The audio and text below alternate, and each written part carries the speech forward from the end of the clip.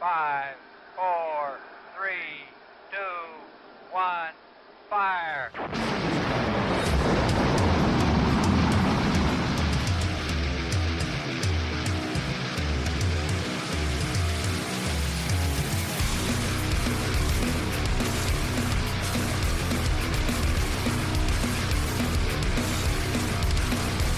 Hello, everyone, and welcome to the Indie Wrestling Experience. Bob and Jon. I am Bob. Jon, what's up, man?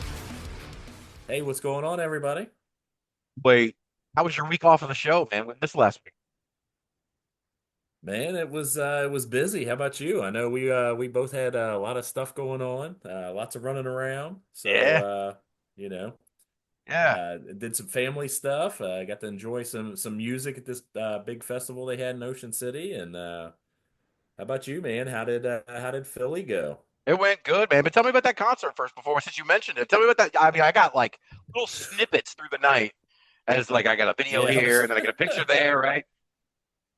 Yeah, say it was it's called Boardwalk. They called it the Boardwalk Rock Festival. So this was the first one they've done. Ocean City's really kind of stepped up and decided they are a concert destination, man. They've got this Country Rocks Festival. They've got this now this Boardwalk Rock Festival. They've got well, I'm drawing a blank on the other big one. It's the big 3-day festival right before the country's calling. They call it Ocean's Calling. That's what I'm thinking. They've also got something new coming up in December this year at the convention center.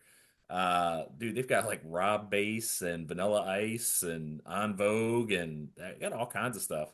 Wow. But this concert was definitely, for my definitely targeted to our age group, man. It was the 80s weekend here. We had Def Leppard, we had Brett Michaels, we had remember Extreme, remember More Than Words. Right? Come on, man. Oh, How shit.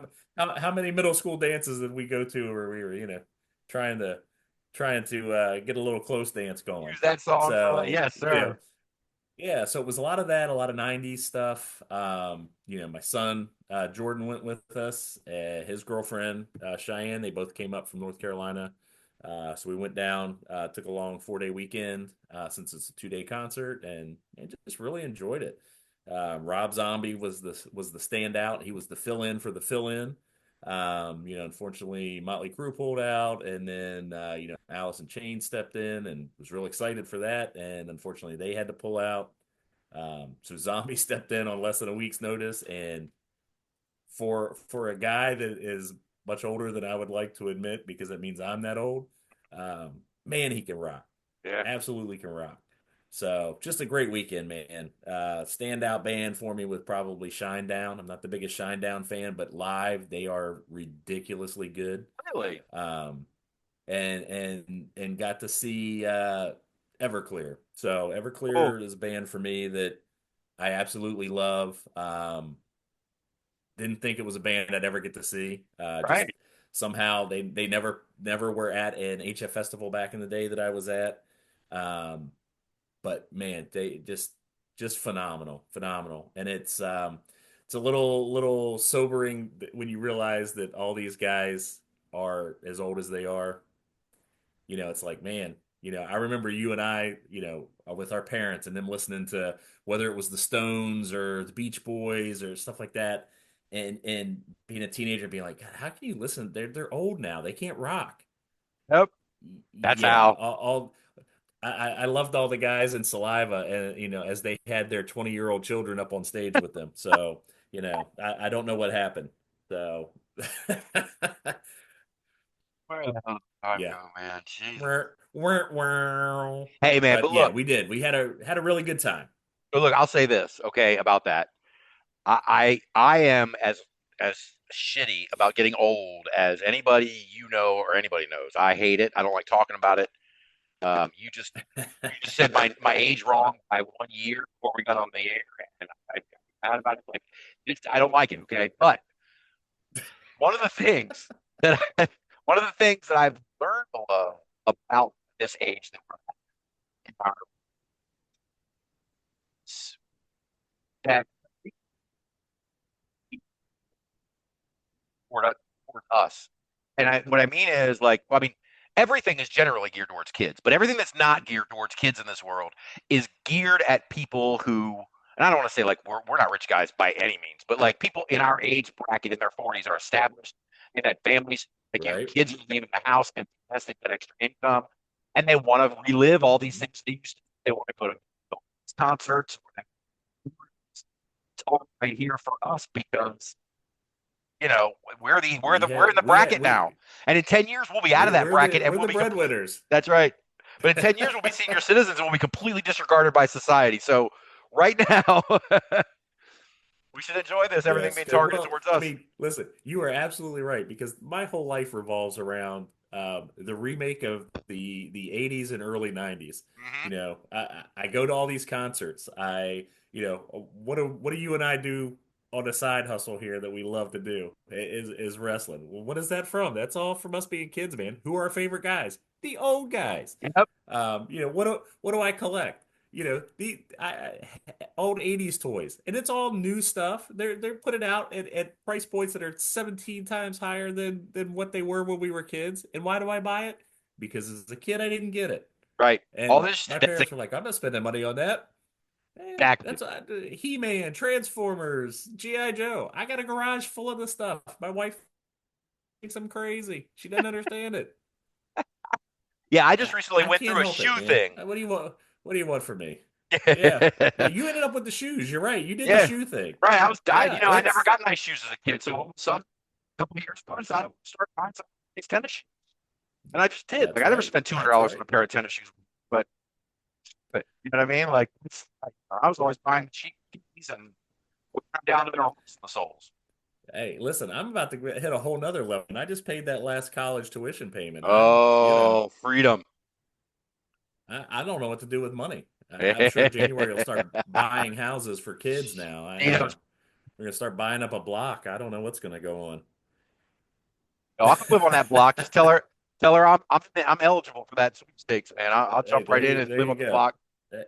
Hey man, you might have to brush up on that family law a little bit, but we can always use some sage advice. So you have to bring Kelly. Yeah, I was gonna say if you want sage advice, go to another lawyer. Shit. Oh my God, man. Oh man. But yeah, right, man. So how about you? Let's talk about Philly. It was fun. It was a lot of fun. Oh, I know. Here we go. Let's go now. Since we missed last week, so I went to NWA, the Crockett Cup, and the first thing that I noticed about it, right, is that it wasn't like they're laying this whole thing out on TV. This isn't pay-per-view. Right. I think even main event, maybe that was the Crockett Cup finals, but the Rhino match, the Rhino and Tom Latimer match, and the women's match with Natalya. I think those are destined for TV episodes too. And I say that to say, I think I texted you something like this when it happened, but it's that MLW taping a few years ago at 2300. Mm-hmm. And after a couple of hours of match after match after match of TV taping, like it wears on you. You know what I mean? Because they're running them through really quick, and sometimes out of order. And so you just whatever. Right. Now they did the Crockett Cup tournament in order, which is so cool. And they didn't do too much stuff out of it. But the rapid succession of matches, I don't think any matches lasted most none. Right. Maybe the women's match, the Natalya match, probably. But yeah, anyway, so it was a rapid succession of matches and led to I don't know, I started to tear down by the end. At the same time, 2300 arena, I love the 2300. It's a mecca for us, man. Absolutely. It is. But here my highlights. So the first thing was they started when they started the event, they had the camera guys going around getting crowd reaction. And I'm sitting, I know you know what I'm talking about. I'm sitting beside me. Sorry, you've seen, I've texted you videos. And so I'm sitting in that little thing. That's the section there by the entrance, broken in half by the entrance. And then on each side, the second row, between the second and third rows, there's a wider row. People walk through, when they're getting drinks in between and everything, right? Right. So I'm sitting in row 3, so I've got the wide row in front of me, and people are walking back and forth the entire time. Um, anyway, so I digress. But so the guy is standing on the entrance ramp with the camera, and I'm not paying attention to him. And then they go 5, 4, 3, 2, 1. Everybody starts cheering. I start cheering. I'm looking around. I'm looking up, and then I look to my right, and there's a camera guy with his camera in my face, like to my right side. And I look over at it, like this. I look over at it, and I go, like this huge pop, ridiculous reaction for no reason. And I swear to God, it is going to end up starting one of these NWA Power episodes. I know it is, and I'm going to end up going viral. I'm going to be the fucking weird face guy from fucking NWA It's Crockett real Cup. to me, damn it. Oh my God! I said that You're gonna happened, live and on in perpetuity, man. the camera guy jumps back and goes, "Whoa, whoa!" That's my boy, cool under pressure. Oh yeah, that's it. That's it.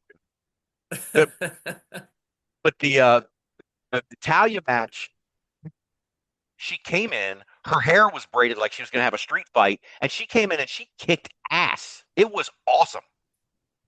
Yes, I've seen a few of the little clips that you sent me, and that's the one that I am upset that I missed. Yeah. That one I can't wait till whenever it gets to wherever it's going to go to be able to see. That's the one that I can't wait for. That is the one I'm most excited to see. And you and I were excited for that when the little clip kind of came up with her kind of showing up and to get in a little bit of a shoving match and a jaw jacking and dude, you and I both said that this is going to be on. And I tell you what, and after I saw that, and I just watched Under Siege on Friday, and I want to say it was Tessa Pike. I could be wrong. I don't know National Spurgeon. But she had a tussle with a fan walking back to the dressing room, TNA. And all of a sudden, I started thinking to myself, is this all over? Like, is this all, are these plans? Like, are they trying to purpose and thinking they're fighting the crowd? Like, is this a new thing that they're trying to put? Right. To see it twice in a week, I don't know. It's a big coincidence, but. Just makes you go, Yeah. okay. Kind of took the specialness out of it. That's too much of a professional to just jump into a fight with a fan. Like, right. I don't know what happened, but I know there's a lot of weirdness about it. But it was a cool moment when I saw it. I'm not gonna lie to you. It was awesome. Yeah, yeah. What was awesome? Well, it's dude. Just inject that little bit of realism. Just give me enough that just keep my little pea brain. Maybe. Yep, that's all I need. A lot of fun, man. And the Rhino match was great. Rhino was just oh, well, you know my Rhino love. I do love me some Rhino. Yeah, and then they inserted Colby Carino into that match at the last minute. I know. I had no idea until I got there. That gave me this nostalgia vibes, something fierce. Because that's not the first time Rhino's been in with a Carino. Yeah, oh no. That's a fact, man. And Colby's such a talent, man. I mean, he's just... Dude, I love Colby. He is so much better than I ever thought he would be. And that's a lot to live up to. I mean, his dad was great. Yes. So for Colby to be so good, man, it's phenomenal. I love to see it. Yeah, absolutely. It's funny. My indie wrestling experience rankings, which is we sit here today, it's Wednesday the 28th. So the June rankings are coming out on Sunday. But if you look at the rankings as they are today, and you go through each of the promotions, you'll see Colby Carino on multiple. Like, he's one of those people, like we talk about Danny Moe. He is everywhere. He's got himself in every promotion, like he's in the Mississippi. It's crazy. It's definitely Carino time right now. Like you said, he is really having his moment, and man, more power to him. Couldn't come to a better wrestler. Yeah, I agree. I absolutely just love watching him work, man. He's just fun, and he's unique. He's different. He has a lot of fun, and he's not afraid to dive off of shit. What it is, he gets it. Yes. What do the kids say? He understands the assignment. Yes. And it's so much fun to watch his matches. Yeah, some other stuff. This episode is going to be so long. I didn't even preview the program. This episode is going to be so long because we got Rich Buchholtz coming on here in a little while, and Whoop, whoop. Rich is going to give us we're going to call this is the go home show for Homecoming, RPW Homecoming 3. It's this Saturday, May 31st at the Waupaca Expo Center. There's some big news regarding one of the matches, and Rich is going to tell us about that later. It's also, I have some pretty cool surprise for you later regarding the trip to Wisconsin for Destiny. That's going to be awesome. And Nice. I'm just operating as if you're going. So, oh man! And then later, I can't believe I'm about to say this. We've got John D. Crazy Hillbilly coming on the show. Dad? Be one of the. I am so looking forward to this. My dear reunion. Papa? I've I been don't know looking how for him, man. I don't know how this is going to work, man. I don't know how it's. I don't even know if he knows how to use the phone, so it's going to be it's going to be an interesting moment. But if any of you guys really don't know about John D. Crazy Hillbilly, Like I yeah. said, we're having some technical issues, and it could be you, could be me, could be both. Well, the good thing is it seems to be on my end, so that means you get to talk more. We wanted to talk about we got a preview copy of the UPW heavyweight title match for Kent Mania between Sampson and Tully Bertorelli. It has not come out on the episode yet for UPW Uprising, but it will soon. And when I find out what episode, I'll let everyone know. I sent you the match, John. Did you take a look at it? I did, man. Our boy Tully looked good. Sampson looked large and in charge as always, but Tully came out with the Wolverine look, bro. Yeah, man. What was up with that? Looking lean and mean. He said he was slimming down, but he looked lean and mean. He looked great. Yes. Absolutely great. So, yeah, that match was I think Sampson got a little more fight than he was expecting out of Tully. He did. Man, but that match was a banger. It was. So, and Sampson, I mean, like we've known Sampson for a few months. We've seen some of his matches kind of as he's been coming out of that injury. And to me, this is the best one I've seen. Oh, absolutely. He was moving much better in this match than I've seen in any of the other previous matches we've looked at. As far as getting around the ring. But man, Tully was making it work, man. It was. I was really enjoying that entrance too. For an independent show, those were awesome. Yeah, UPW's got production value for days, man. They do. I was really impressed, man. I mean, I know we joked about the Upertron, but that shit, they put some money and some time and some. I mean, that's yes, they do. Unreal. Yeah, they've got something going up there, and anybody that hadn't checked out UPW, man, do yourself a favor. Yeah. Oh, seriously, man, they put on a great show. I did like when Tully busted Sampson open with the belt, and then wiped his blood across his chest. Yep. Old school, man. Tully, I messaged Tully after I saw the match. His quote to me was, "I did his blood." Yeah, it sounds like Tully. Oh my God, it does. Sorry, Mr. Bertorelli. Yeah, right. Yeah, no. Tully and I saw that video beat both of us at the same time. So. Oh, I have no doubt. Bad looking man, boy. Oh shit. I was gonna say. Oh, so at the end, without the commentary, did you get an idea what was going on? Like,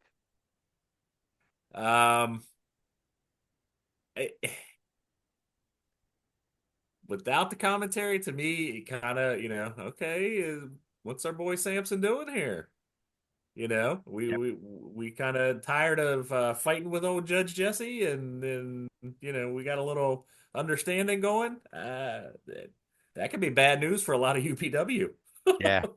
yeah. I think, and I'm not going to give away. I talked to Sampson about the match a little bit and kind of some stuff that I won't say on the air. The one thing I started by asking him to kind of explain to me what happened because without the commentary we weren't there, and zeroed in on it. the Sampson character is getting frustrated that nobody else is helping him out. And the people who are in charge are getting in his way. And he's starting to get frustrated with it. And that's pretty much what the end of that match is supposed to say. And then if you also noticed, Parker Boudreaux in the collective. I noticed a little Mr. Parker Boudreaux. When he came out, he didn't have to take the mask off. Listen, Parker's easy to pick out, man. Yes. He is not a man to be missed. And when I saw him come out, I just, what's the saying? Business is about to pick up, and it didn't go the way I thought it was going to go. So I am, UPW's got me sucked in right now, man. This storyline is freaking engaging, man. Absolutely. I am invested now. I was invested before, but I am way invested now. This is a year-long story already. That's Marquette Mania, I think Sampson told us, where he won the belt. And then the collective and Judge Jesse, these guys have been after him for months, for the better part of the year. We saw the match where his son showed up and helped him out. Right, his son. Well, but he's also remembers talking to him. His son was in the collective, and he was and he's back out helping. It's, dude, Jesse's got that long reach, man. Yeah, seriously, man. The judge, them judges are underhanded. Right, and the thing that's crazy to me is, like I said, again, for an independent, this is basically like running a story, mania to mania, and then continuing it past that mania with a new chapter. Like, dude, it's impressive, man. Like this was not a blow off of Sampson and the collective story at all. No, it's just an evolution. It's the next step. And we're in a new chapter. Here for it. It's awesome. And I'm telling you what, man, I am here for when Sampson snaps, because that's going to be a world of hurt for a lot of people. Oh yes, it is. Oh, it's going to be great to furnish the hot body pile. Freaking awesome, man. Yeah, big ups. But seriously though, to Tully and Sampson, man, great match. Yes, the match, yes, guys, thank you. Phenomenal match. We're gonna have Tully on in a couple of weeks to talk about that match, so I'm very interested to hear his thoughts. Oh yeah, and good thoughts. And great match. So much like I'm gonna be following the story for the next year or so. Strap in, boys. Yep. The other match that we watched this week, Dr. Lawrence Zirconium of Dangerous Adrenaline Wrestling Gladiators sent me a link. This is a public copy right now. The Donovan Dijak versus Goldy match from WrestleMania in April. And he said, just if you get a chance to watch this match, just tell me what you think. So I watched it. I think Goldy is an absolute star. Yep. Dijak is a known quantity. We know what we're getting out of Dijak, and it never disappoints. Dijak is amazing. I think you and I talked the other day, just kind of off air. I had seen Goldy through your recommendation of watching The Monster Factory on Apple TV. And he absolutely stands out in that show. You were absolutely right. You see that and you're like, man, this kid's got something. By the end of that show, I was like, man, this kid's going to be a star. Now that's the first Goldy match that I've watched. He isn't a bona fide stud. That kid is a dude. Rocket now, please shoot him. He looks like $1 million. He moves like $1 million. Man, Dijak made him look freaking amazing. And Goldy did the same for Dijak. Yes. That match for what it was and where it was at, and just being this little, event, this WrestleMania. I like the way that they work this for these students. Man, makes me want to go back to school, because I never want to leave. It was phenomenal. It was phenomenal, man. That they did it. It looked like the student center, on campus. You and I both made mention of how cool that place was. Man, goosebumps. It was great. The two Absolutely great. tiers and the students and the people Yes. watching from the top. I told you before, like I was just waiting for PJ Hawks to do a dive off of that second floor, man. Like it's set Hey, up we're in the perfectly student for that. center. We're not at the mall, Bob. Is one better than the other? Like, I don't know, man. I don't know. Definitely, you get more people at the student center now than you would a mall. That's for sure. yeah, that's true, man. Jeez, malls are dead, man. I heard it was Dude. funny. I talk about dead things. This is just an aside. So I was listening to Eric Bischoff on my way home from taking the dogs to daycare, and he was talking about some version of AEW and something they were doing being not as good as WWE's version. And he called AEW's version the Kmart Blue Light Special version of WWE's thing. And I went, dude, holy shit, how old are we, man? There's no more Kmarts and there's no more blue lights. It's all gone. And some of us may have been old enough to have worked at Kmart and ran a few blue light specials. Not naming any names. Lord. Yeah, I spent some time in the old Kmart, my friends. Yes, sir. Yes, They sir. paid a few of my bills back in the day. Bischoff, they were so much better than what we have. Didn't do shit. Oh, Lord. Oh my God. But so I got mentioned about. Oh, I did mention the Dijak. Donovan Dijak clearly knows how to, work a match, and Goldy. But the two of them together, it's like you said, they were making each other look good the whole time. And then at the end, they crescendo the near finish, another near finish, another near finish, and kind of in more rapid succession, but not annoying like a John Cena match. Like they were perfectly timed near falls. Dijak would get one. So stuff would happen. 20 seconds later, boom, then Goldie's got one, and they're going back and forth. And then Goldie finally lifts Dijak up and hits that Ushi at the end. Great visual, great end of the match. Like, oh my God, that was those two are just two great workers. And like you said, Goldie's the star. I was just very impressed with the whole thing. Most of the talent that we're seeing in the ID program, he's got that look, he's got the move set, he's got that charisma, he's got everything that all these guys seem to have. Jack Summit, who else we got? Cappuccino Jones, Aaron Rourke, Brad Bailey, these guys.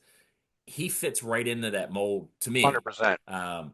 So I'm, fingers crossed for him. I know you and I think what we think about the ID program and the evil empire here, but if anybody deserves that accolade, that opportunity, Goldie's definitely on that list. The guy is just phenomenal. Right. Or like Lex Luger would say, allocades. Allocades, baby. Oh man. So I guess we're gonna bring Rich on here real soon. I just had a couple of things I wanted to mention to you. I put them in the notes. Yeah. Yeah. But dude, how close were you to calling Jeff? I mean, you said Jeff Cobb was going to be the third member, the third man in the Seth Rollins faction, and you were like, I was so close because who was the other name that I gave you? Yeah, Bronson Reed. That's it, dude. Right there, and don't sleep on it. I'm telling you, it may still happen. It may still happen. What I saw, dude, Heyman is putting together another Dungeon of Doom right there, baby. And Seth Rollins is the perfect heel to lead that faction too. He's the perfect heel for Braun Breaker to get over on eventually. Yes. So great. Yep, I'm with really you. Happy with those I'm guys. with you. I'm a little unnerved by the JC Mateo name for Jeff Cobb, but I guess we'll get used to that. Dude, it's WWE. They do this. And the other thing I wanted to mention to you, did you see Battleground? I have not seen Battleground yet. Have you seen NXT from last night yet? I have not. Okay. Well, I'm going to tell you something like you didn't already know it, because I saw Battleground and I saw NXT last night, and there was somebody as part of the TNA crossover who made his way to both, and that's Mike Santana. They interviewed Santana backstage at Battleground, You know, I do like me some Santana. They immediately set up a match between him and Tavion Heights last night. Okay. All right. But Santana, he snatched his moment. Like nobody's taken his moment away from him. He could not have had more charisma. He could not have been more comfortable on screen. That guy is a star. I've known he could put on good matches. I've been watching him at House of Glory for months with bangers. Mustafa Ali, Nosuke Takeshita. He's got Ishii coming up next weekend, by the way, they just announced. I'm telling you, man, he is the spiritual successor to Homicide. Oh my God. It's just No doubt in my mind. It he's next level. He just is. and match against Tavion Awesome. Heights. Crowd already knew who he was. He was selling trick. He's going to get the belt, take the belt back to TNA. Like in the NXT, man, it was the best.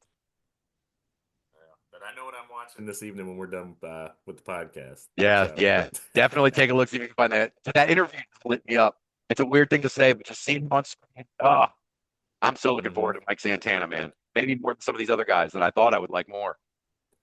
Dude, I am so in on all this crossover that's happening right now in the wrestling world. You know, it's not just the WWE, TNA, it's AEW, it's AAA, you know, everything that's going on is really, I think, the way you and I would envision this whole wrestling umbrella to be. You know, let the wrestlers, you know, move around. Again, it's back to the you and I. We Territories, grew up in the territories. You know, let them move around, man. There's I get the business side of it, right? I get what Vince McMahon was trying to do back in the day. I get what TKO's doing now. Um, you can't tell me that's better for the wrestling world to have everything under one roof than to have this freedom of movement and to be able to build these stories and let these guys go and grow, and not stagnate in one spot. How many guys do we see getting AEW and WWE and you forget about them? They, you know, Mustafa Ali is the right off the top of my head. We just talked about him with Mike Santana. That is a guy that's a world beater. I mean, he is one of the best performers I've seen it in the last 20 years. And he just got relegated to the sideline. He got dark matched. I mean, he they just did. couldn't find the time, couldn't find the TV time. There's only so much time. Well, guess what? There's a lot more time in a lot of other places.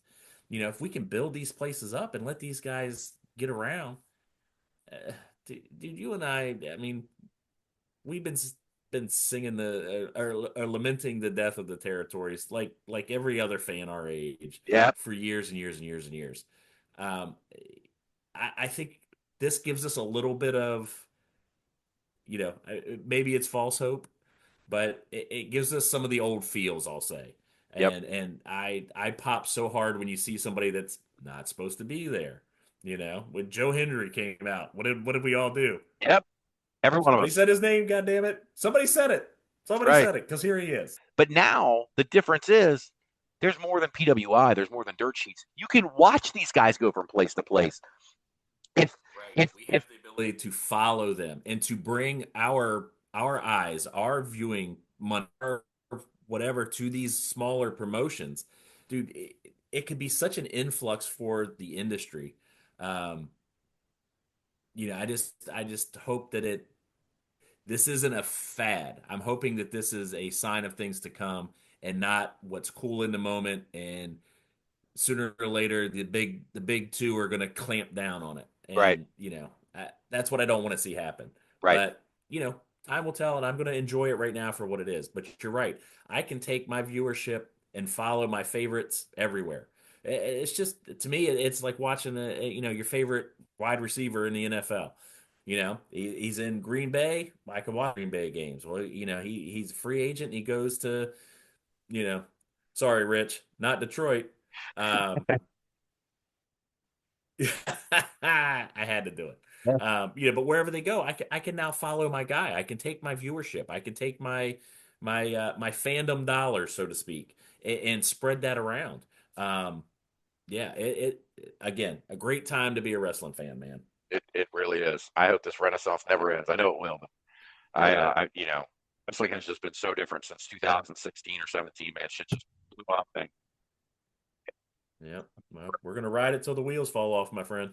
I mean, this podcast is here because of it. So, Yeah. well, all right. So, and about our my special surprise for you. Let's see. Let me get Rich on here. Okay. All right. We'll try it again. Hey, and there he is. Welcome back to the show, everyone. This is the owner and promoter, and I think I saw him once on Facebook refer to himself as the CEO of Raging Pro Wrestling. Rich Buchholtz, welcome back, man. Thank you for having me. Hey, Rich.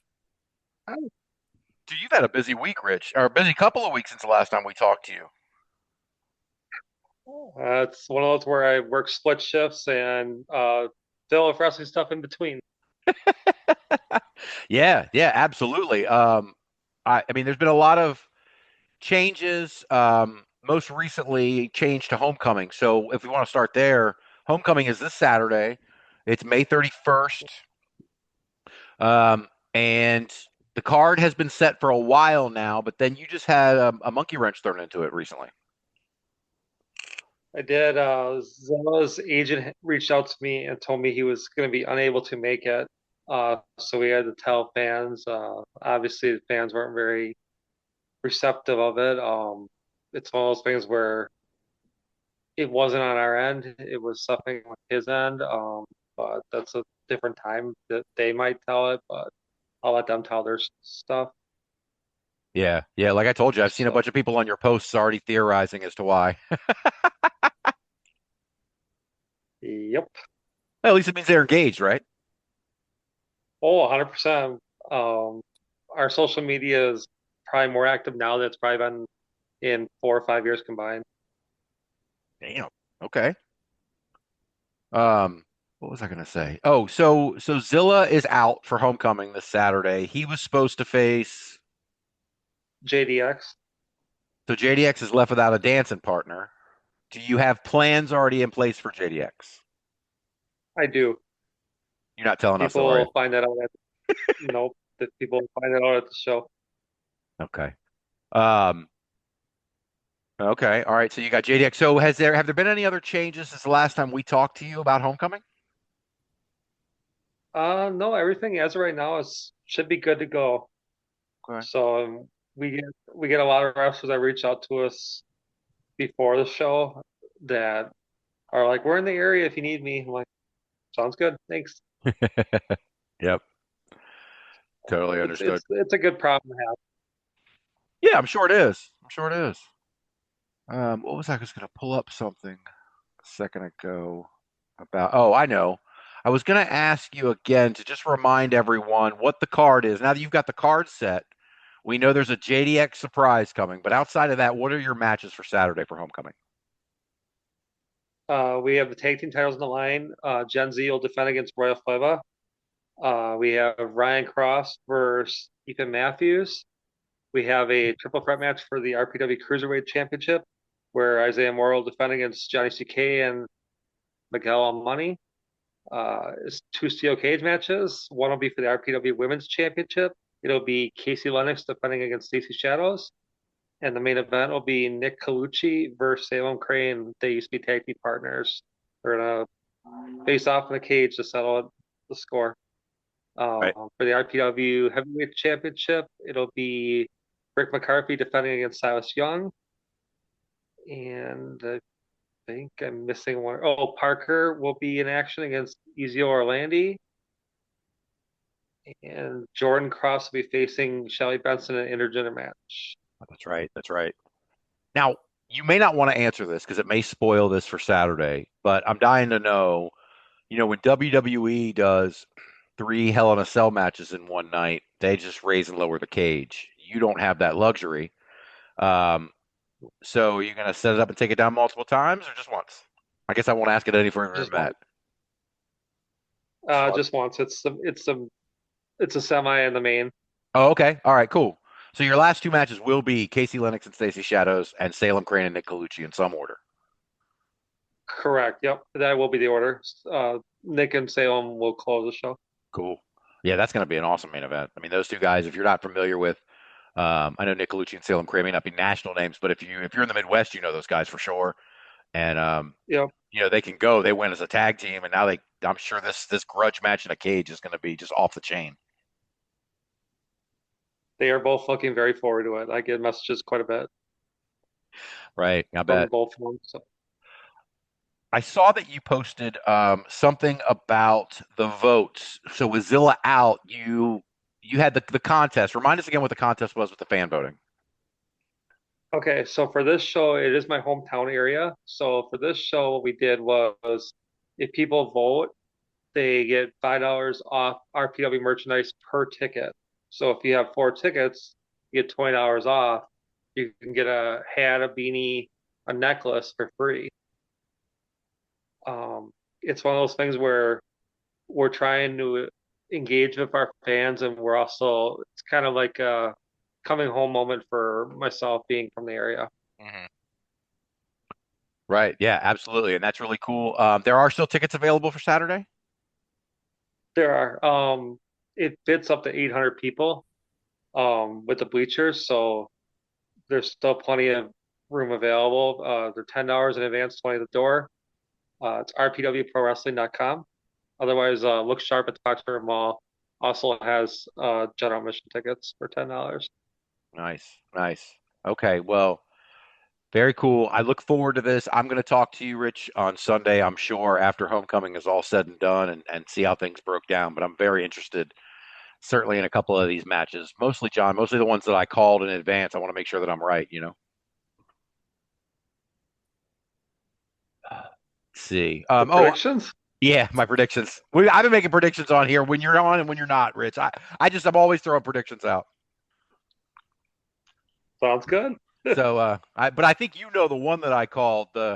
I've been calling Royal Flava for months. I say this is their time. I know Rich isn't going to respond to that, but that's my opinion, and I'm sticking to it. Yeah, that's right. I also think we're going to have a new women's champion. Those are my two main predictions. I'm with you on that one. Yeah. I definitely think Stacy's going to do it. She's had bad luck in the other matches, but this is the time. This is where it's going to happen for Stacy Shadows. I'm sure of it. Do you remember Stacy being on Ring of Honor? I didn't. When you told me about it, I went back and looked though, and it rang a bell though. Like back in that time when they were doing the Women of Honor. Yep. Go back. I don't know how many matches she had, but she was definitely on there for a couple. Yeah, absolutely, man. That was a crazy time too when they had like Kelly Klein and then that championship went crazy because there was backstage drama and then they killed it. That was a weird time in Ring of Honor. It was that like 2015, 16, somewhere in there? Yeah, I think that's exactly what it was.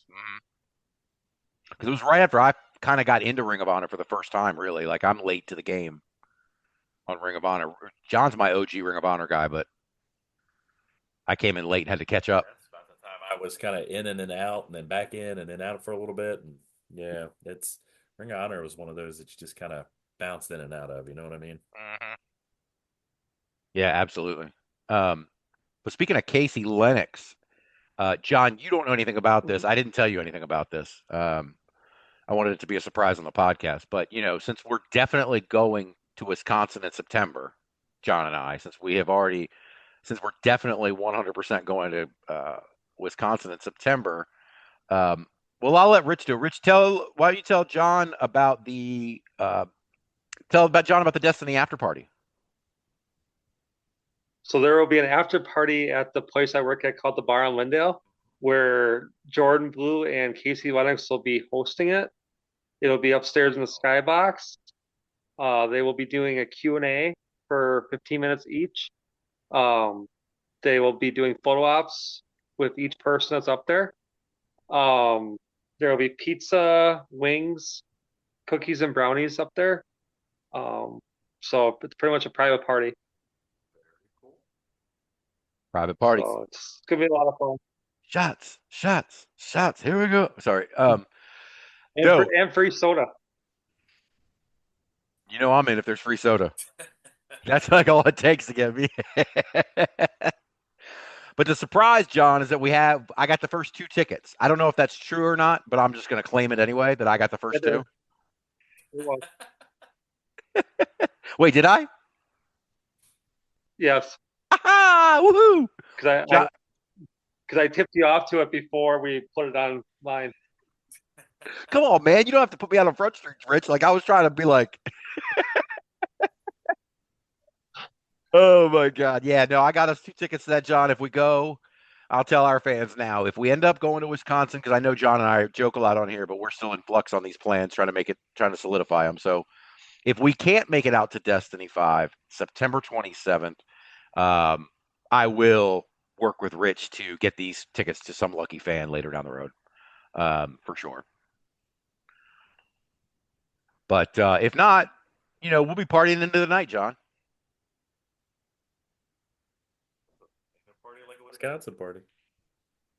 That's true. It's Oktoberfest weekend. Oh shit! Then yeah, well, he's right. Then hey, seriously. oh.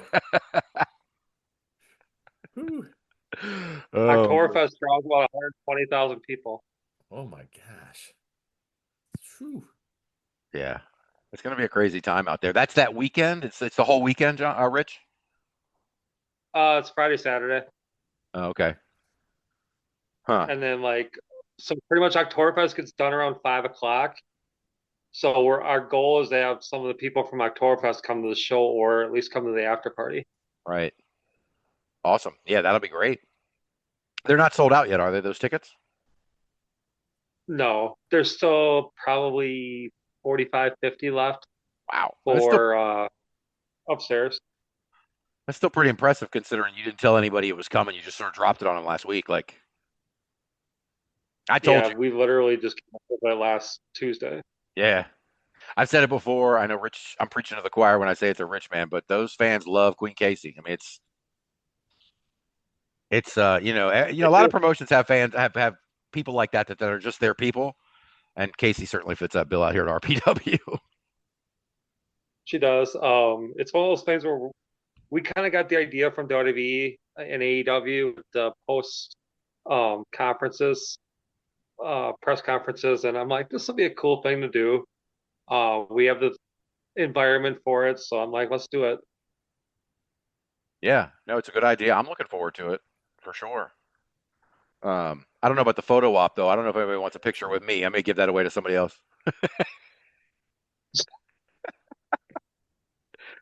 Oh shit, man. But the other thing about Destiny, Rich, is I know we did our little special announcement a couple of weeks ago when we dropped the news. But you got Elena Black. That's the first time John's been on since we got the chance to talk about this. You got Elena Black coming to Destiny now.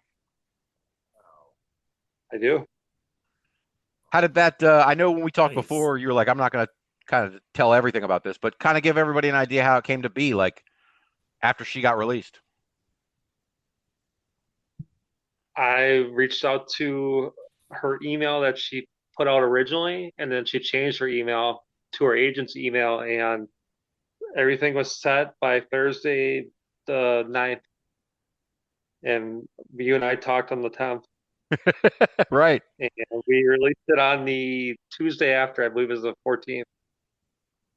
So was it like when you heard of the releases? I know the Yep. two that are obviously on everybody's dance card. You can see them filling up now. Is Priscilla Kelly or Gigi Dolan and Cora Jade, Elena Black. Yep. So what was it that I mean? Did you go, okay, I have to get one of these two? Did you say I have to get Cora? And if so, were you just like, I'll shove them anywhere if I can get a hold of them, or was it more than that? Pretty much like Cora, we were like, she's from Chicago, so I'm like, this makes the most sense. And like, we didn't even tip off her opponents until it was a done deal. Like nobody knew about it until it was set. So the funny story is Cora and Priscilla Kelly actually have the same agent. Oh, really? Huh, Yeah. that's interesting. So like a lot of them seem to have the same agent, but I know for sure they do. Wow. So when you said they didn't know about it until the last minute, when we posted stuff, Lily Ruiz made a comment on my post about it saying, "Wait, what? Is that legit?" She knew. Yeah, I figured by then she did. But you gave them the heads up sort of as soon as it was signed. That's when you told them. I gave him a heads up. I want to say that Thursday or Friday. Mhm. Yeah, very cool. So I think we teased it pretty much for 4 or 5 days. Right. Yes. Yeah, you did, man. You definitely teased it for a few days. We both did. We got the announcement out and then you've just been blitzing stuff. I mean, between this, the after party for Destiny, um, it's just been like you've been on a social media roll lately. I do a lot of stuff on my work. I'm known as the social media guy. I love it. Yeah, no, terrible. You shouldn't be doing wrestling stuff at work. That would be. I certainly am going to lecture you, Rich, on that. We should never do wrestling stuff when you're at work because I would never, certainly. Jon certainly would never, do anything of that nature. Anyway, so I did. We had one thing we brought you on, Rich. We were gonna do that. I'll do in a second, but I did. You and I kind of talked about this yesterday, just for a second.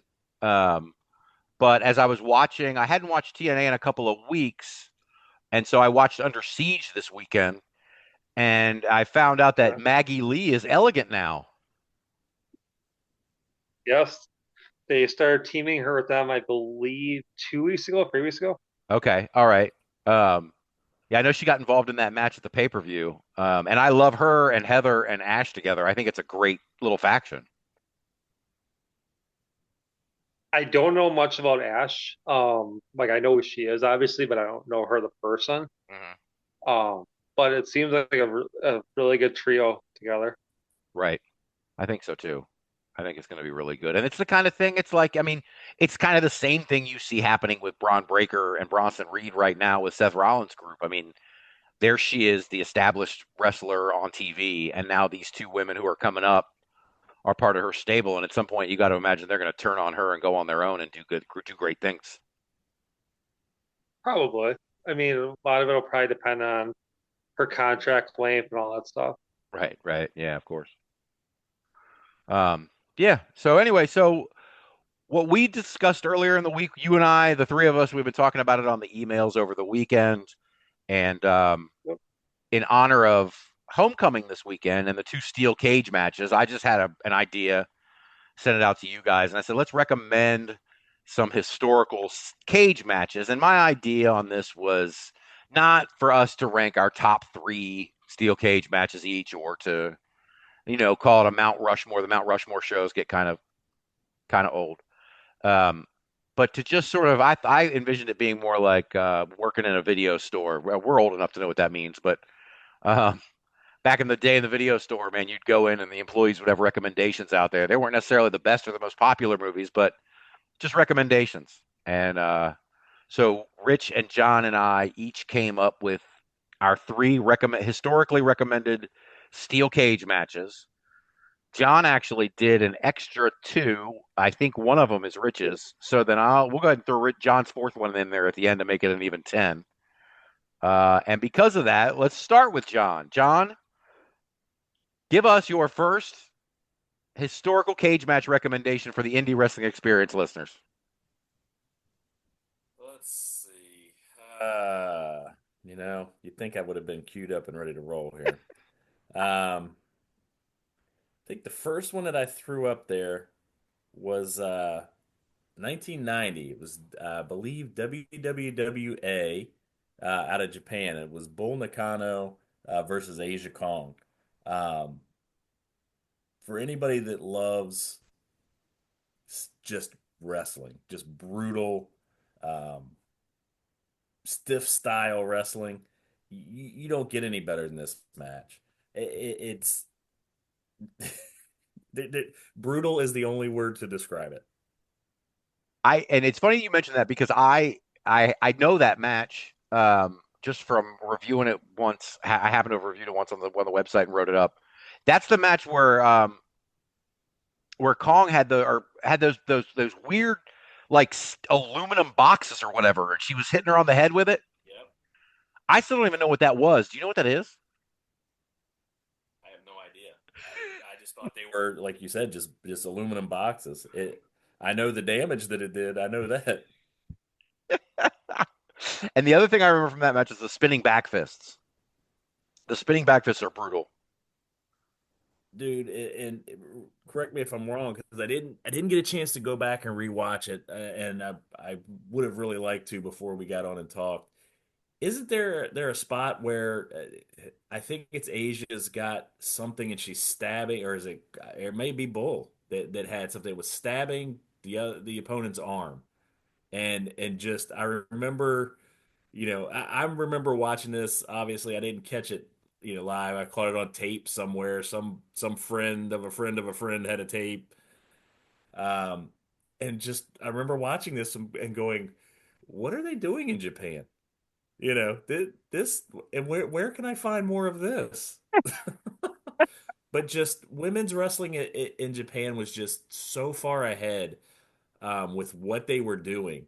Um, Man, it's just you don't even get into the gender of the wrestler here. This is just a match. Your brain just loses function, and you can do nothing but pay attention to all of the theatrics that are going on, and it is just mind-numbingly beautiful. I love that description. I absolutely love that description, man. Yeah, I'm a big fan of the Japanese women's wrestling from that time. Like you said, it so far ahead of its time, or so far ahead of our Yes. time, I guess is really what it was. All right, Rich, how about you? What's your first steel cage match recommendation that people should go back and watch? My top one was Bret Hart versus Owen Hart, SummerSlam 1994, Chicago, Illinois. That's a great match. Why did you pick it?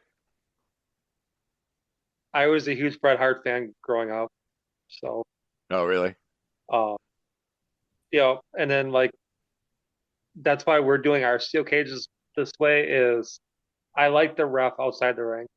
It gives them more room and the elements to escape. You don't have to worry about pinfalls and submissions and stuff like Right, that. right. Yeah, I know a lot of people come down. There's a lot of people who don't like the escaping part. I'm a big fan of the escaping part. I think it's, people say it's whatever they say that it's not, it's not winning like a pin or a submission. But to me, if you beat your opponent down so badly that they can't stop you from walking out a door, I think that's pretty convincing to me. It is. You just can't talk to Jesse Ventura about that. He was very upset. He sure as hell was, man. Do you think Jesse still fits on Saturday night's main event in this time, you guys? I don't. No, I'm with Rich on this one. I think he's just a bygone era. You know what I mean? Yep. That's not taking anything away from what he was and what he did. I just don't think it fits now. Right. Yeah, I agree with you. All right. Well, my first pick, which one's first on my list? I didn't necessarily rank them, but my first one is going to be 1987. Ronnie Garvin wins the NWA World Title from Ric Flair. Oh, Um, a lot of people have seen yes. the Starcade match. I don't think as many people have seen the episode of Worldwide with this match.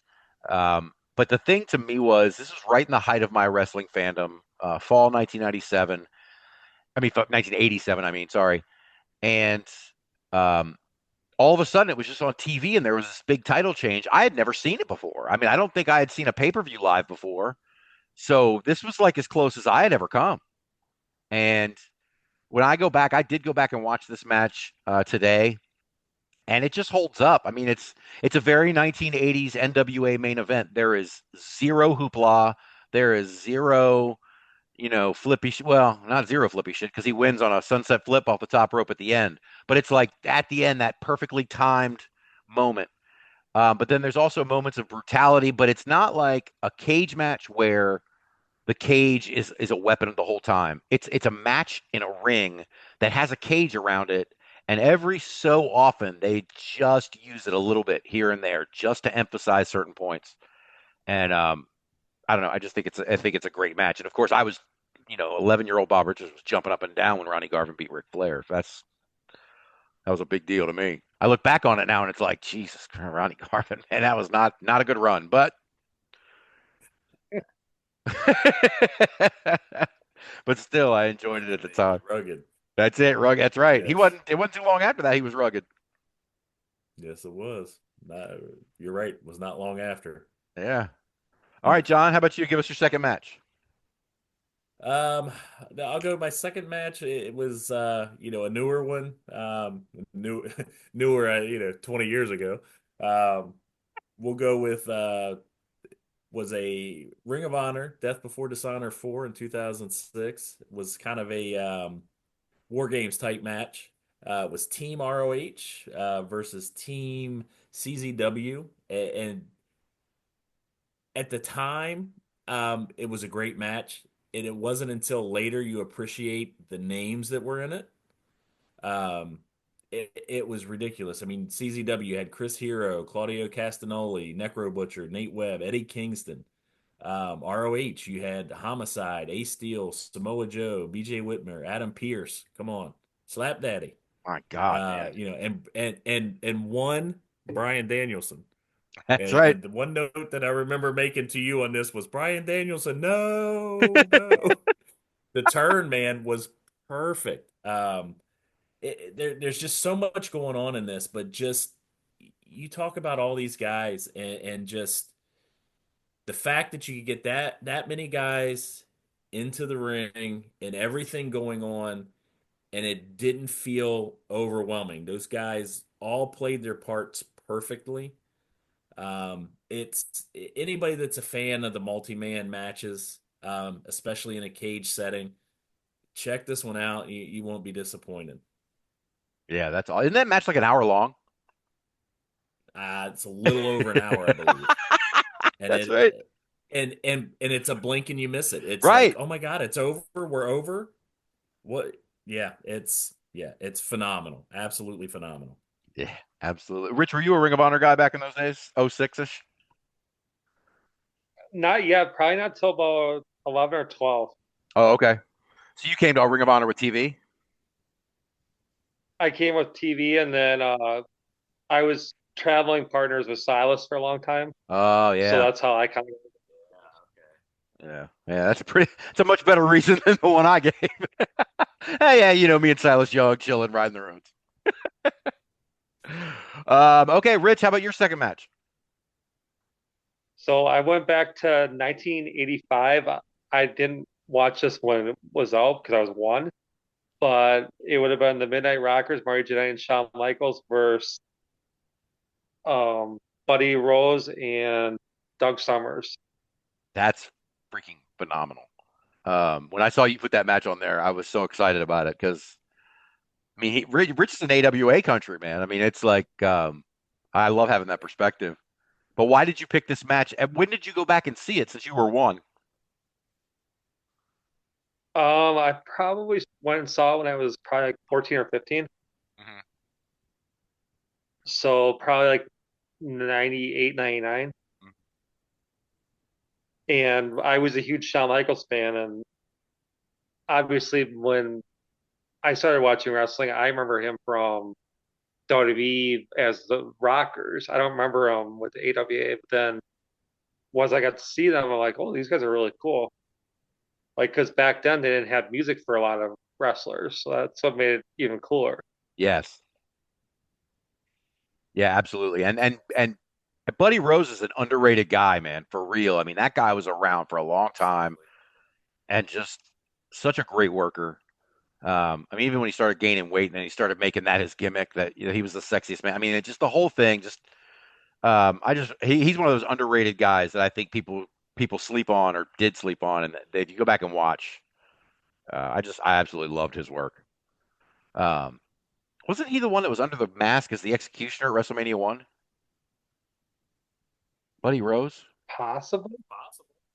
Yeah, maybe, I don't know. Pulling from the back of my brain now. The cobwebs are back. It's back there somewhere, but I think that's what it was. Let me see here. Okay, my second match is an indie match from Coastal Championship Wrestling in 2022. This is a steel cage blow-off match between Kylan King and Marina Tucker.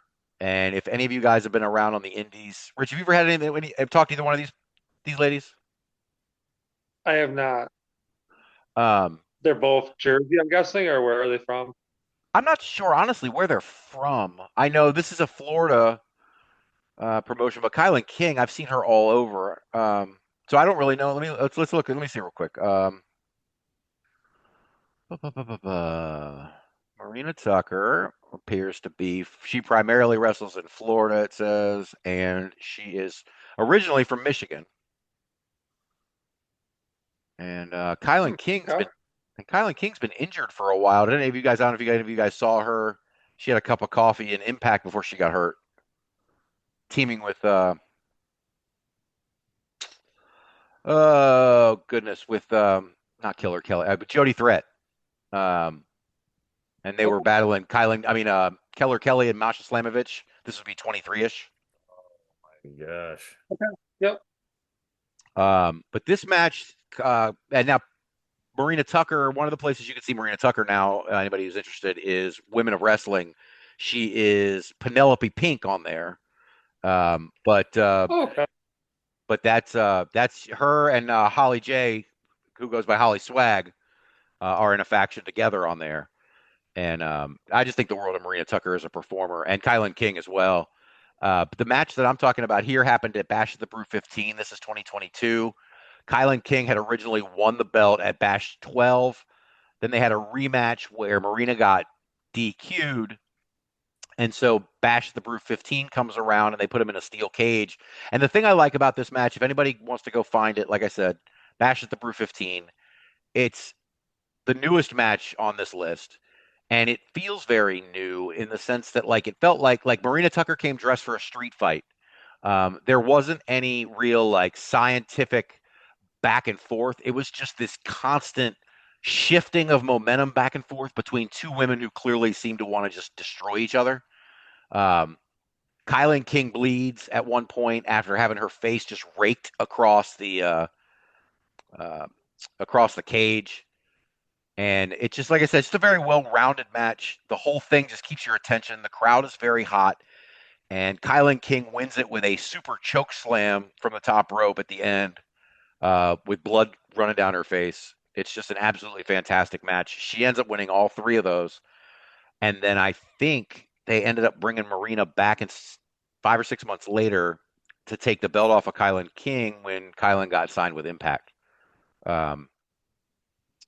But it was one of those great three-match, one of those great trilogies. You go back and watch all three of them. I think they're fantastic. Who's next? Check it out. Yeah. Oh, and by the way, you were, I checked it out. You're absolutely right. Buddy Rose was under the mask for WrestleMania 1. Executioner in a losing effort too. Come on, Bob. Tito Santana, baby. Tito Santana. Good pull, brother. Good pull. I had that VHS tape, WrestleMania 1, and that was one of the ones I used to watch it over and over again. Dude, that's the first. I know. Seen that tape you're speaking of in your house. Yeah, I believe that. My God. So John, it's back to you, man. All right, man. The last one I've got on here for my three was Starrcade 85. Tully Blanchard, Magnum TA. Again, a blow-off match, if I'm not mistaken. And not only was it a cage match, it was an I Quit cage match. Absolutely brutal. I mean, they beat the ever-loving hell out of each other. What I remember with it is the specific way that TA got Tully to say I quit. Tully had grabbed a chair and broken a leg off of it. And I remember as a kid, this leg looking pointy as shit. And just, right at TA's face. TA got it away from him somehow and just right into Tully's eye, man. Just digging into the eye. Blood everywhere. As a kid, I'm watching a murder happen live. But Tully quits. TA, obviously, wasn't too much after this that TA had his accident, I believe. But man, that night, ooh, chills. I get chills sitting here thinking about it. It just the brutality of it, the I quit stipulation in the cage, just oh Lord, chef's kiss, perfect. 100%, 100%. I was never a big Magnum TA fan at all, but I love Magnum, man. That match is it's one of the best cage matches I've ever seen. Yes, it's phenomenal.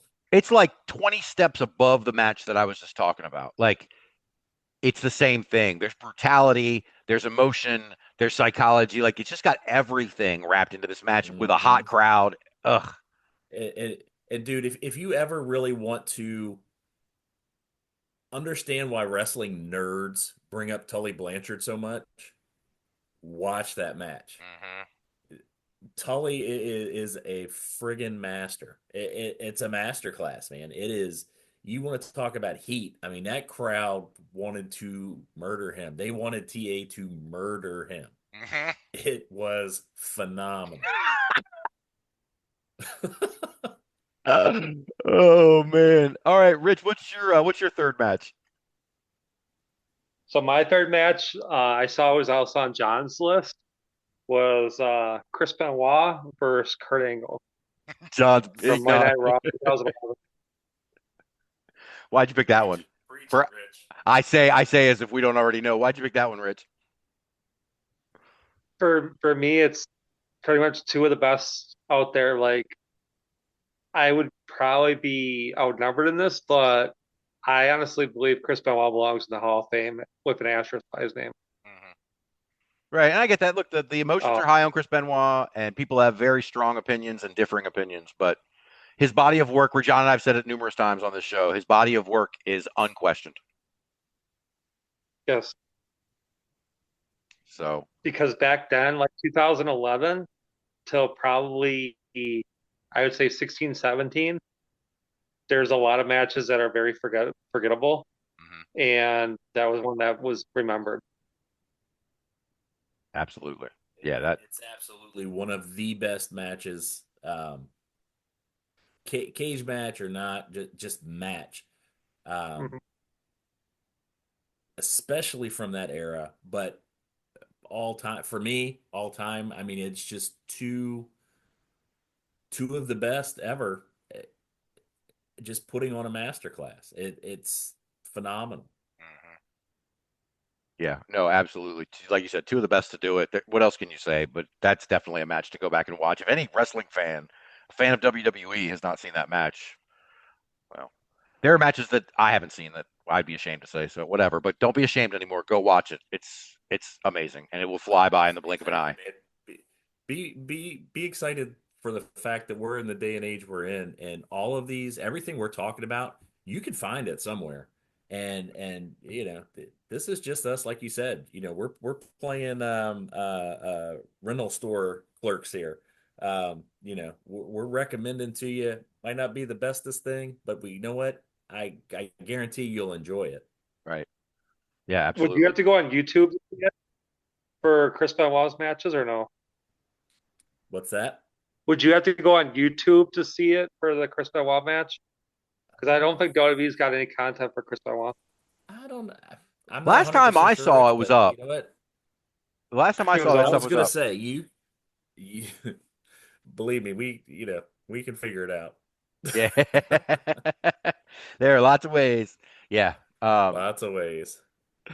I haven't even looked to see. I haven't even looked at the Netflix the Raw library yet to see where it's at and what's in there and what's not. Dude, Bob, you've got me so busy with other stuff. I don't. What? What are you talking about? What? I am all consumed with indie at the moment. Oh my God. Not my fault, man. It's not my fault. You're right. Well, my third match is TNA. I thought we had to get some TNA in here. And so my third match is Triple X versus America's Most Wanted, Turning Point 2004, and all, like I said, all I have to really say about that match, like I did in my description, Elix walks the cage. I have never seen a spot like that before. It was a moment. I didn't watch that match until, let's see, I went back and started rewatching TNA in probably 2020. So I first saw this match in 2020, and I leapt out of my chair. Like, that moment was amazing. But it wasn't just that moment. I mean, Harris is handcuffed to the turnbuckle for a few minutes. Then he gets the key from Storm. Then he locks Daniels up so that they can go to the finish.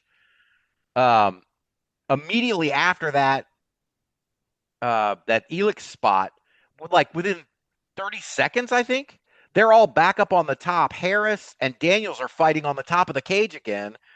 Then Storm comes. No, then Skipper comes underneath Storm, and then Skipper comes underneath, and then Storm comes underneath. I'm getting it all screwed up. Skipper and Storm are on the bottom. The whole thing is a big power bomb down. You get the point.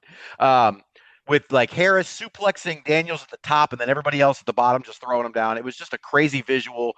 And when they hit, the blood is so. I mean, the mat is soaked in blood when they hit. It's just a train wreck of a match, but it's so great. And what makes it really funny is going back and watching it is the first 2 minutes of the match, the ref is trying to actively enforce tags inside the cage, which just seems so out of place, you know? Assignment. Oh my God. But that match is just one of my absolute favorite matches of all time. And Elix Skipper is so underrated. Absolutely. That guy should have been a bigger star, but you never know. Well, before we put him in today, yeah. Seriously, today, no doubt, right size, 100%. Elix Skipper in AEW would be just outrageous. All right, but so before we go, before we finish up with Rich, Jon, and our steel cage discussion, simply because you went crazy and decided to start adding extra matches to the list, we have one more that we haven't covered, which is one of my favorites too. And this is just pure little kid Jon, little 10, 11-year-old Jon. Man, WrestleMania 2. Come on, you got to get Hogan Bundy in there. That match legitimately scared me as a child. I thought Bundy was going to kill Hogan. Don't kill my guy. I still, I'm taking my vitamins. I'm taking, I'm saying my prayers, man. I thought Bundy was going to kill him, and when Hogan came back, man, I erupted like the mark that I am. What are you gonna do? No doubt. And I don't care what anyone says. I love that blue steel cage. I don't care. I love it. I'm with you. Love it. The visual of it. All the yellow and the blue everywhere. Come on, man. And the height of Hogan. Say what you want. Where we're at. 40 years later, 35, 40 years later. That is what started us. You and I. That started me down this road, man. Yep. Things like, matches like that. Just, it was so blurred from reality for me that I just succinctly remember being so bought in on it. Right. And man, just running around crazy. Just, it was just pure, joy of being a child. Come on, man. It doesn't get any better than that. Literally, that is 100% it. Hogan, Bundy, WrestleMania 2. I was just watching, we talk about this frequently, but I'm on my rewatch. I'm an 86, so I just ended up watching the Saturday night's main event where Bundy and Heenan attack and injure Hogan before WrestleMania. That's after a match with Morocco, and I forgot about this, right. But watching Bundy do the avalanche and then Morocco or the splash, and then Morocco pushing him down as he's in the air, like to give it extra force as Bundy hits the mat. Such a cool visual, such a little thing that wrestlers, can do that just really adds. Like, it's the tiniest little thing, but it was such a visual for me. I'll never forget it. Well, it's funny how it resonates and it sticks with you. So I'm in, man. Like I said, that is at the core of my fandom. That is one of the matches at my core. Absolutely. Absolutely. Well, Rich, listen, it's been fun having you on here. I enjoyed doing this discussion. I hope that we can do more of these. I'm going to try to think of more ideas and do more things because this was a lot of fun coming up with these matches like this. So But before I let you go, Rich, tell everybody one more time. Homecoming Saturday, Waupaca Expo Center, right? Yep, Waupaca Expo Center. Tickets are still available. They're $10 in advance, 20 at the door. You can get them on rpwprowrestling.com or at Look Sharp at the Fox River Mall. All right, Rich. Well, listen, I wish you luck. This is probably the last time I speak to you, non-text before homecoming. So I wish you luck. I hope you guys have a great show, and I look forward to hearing about what happens on Saturday. Sounds great. Thank you very much. Thank you, Rich. Best of luck, buddy. Thank you, John. All right. Well, there it was, man. There's Rich, and we always love having Rich on the show. Homecoming is going to be Yes. it's going to be really interesting. I think he's going to do a JDX. Fire. I have no idea, but I'm excited for it. Whatever it is, I guarantee it's going to knock her socks off. Yeah, and the cage matches, man, they're going to be brutal. They're going to be fantastic. But our conversation about the steel cage matches from history was a lot of fun. Great minds, man. Me and Rich, we're right there. You were. Y'all both pulled that match out. I loved it. The Benoit match. I'm telling you. I'm telling you. I'm going to do a post later and see if I can get some reaction from folks. I'm going to post those 10 like on an Instagram post and see if I can get some other people engaged to give us some other ideas on cage matches. Yeah, I liked it, man. It was just top three, not any kind of order. And yeah, I know, guys, I went a little overboard. I couldn't help it. It's like trying to choose my favorite kid. You always told me your favorite is right. Yes. And she's in my face. Yep. Absolutely. Oh my goodness. Well, all right. So before we get John D. Hillbilly in here, I guess while he's getting set up, Ooh. I think he's got a handler who is setting up a camera for him or something. I don't know what's going on, but it's a wild situation over there in West Virginia. Well, it's John may be a little technologically handicapped.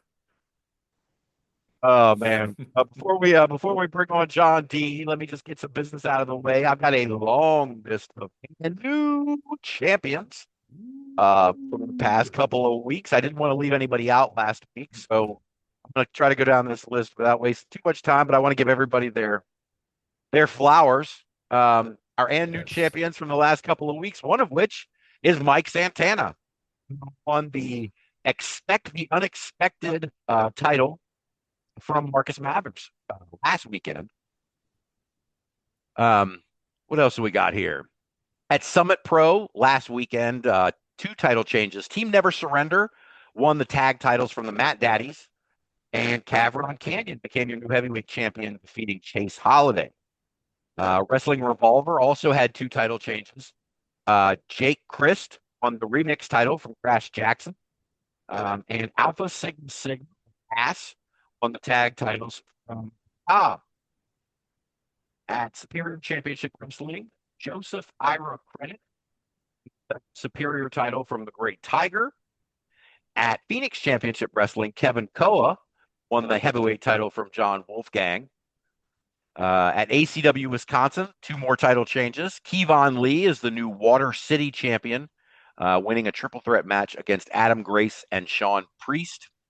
And Colin Brooks is your new heavyweight champion, defeating Chris Bauer and Salem Crane. Someone we talk about all the time, UPW has a new women's champion. Danny Moe won the big women's match at Marquette Mania, the Fatal 4-Way, defeating former champions Zandra Lee, as well as Lila Hall and Crystal White. It's Danny's second run with the UPW belt.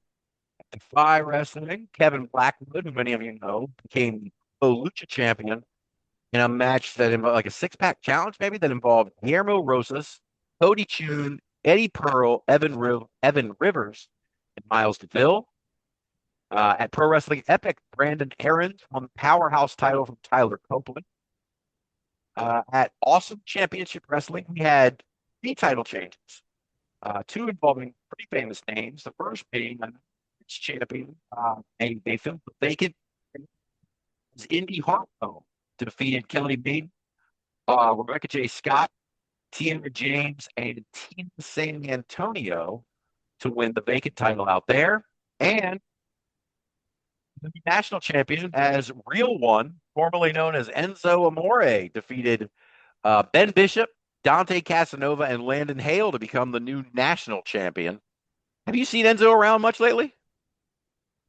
I have not. I know He was he had changed and was starting to go by the Real One, but I have not seen him in a while. yeah.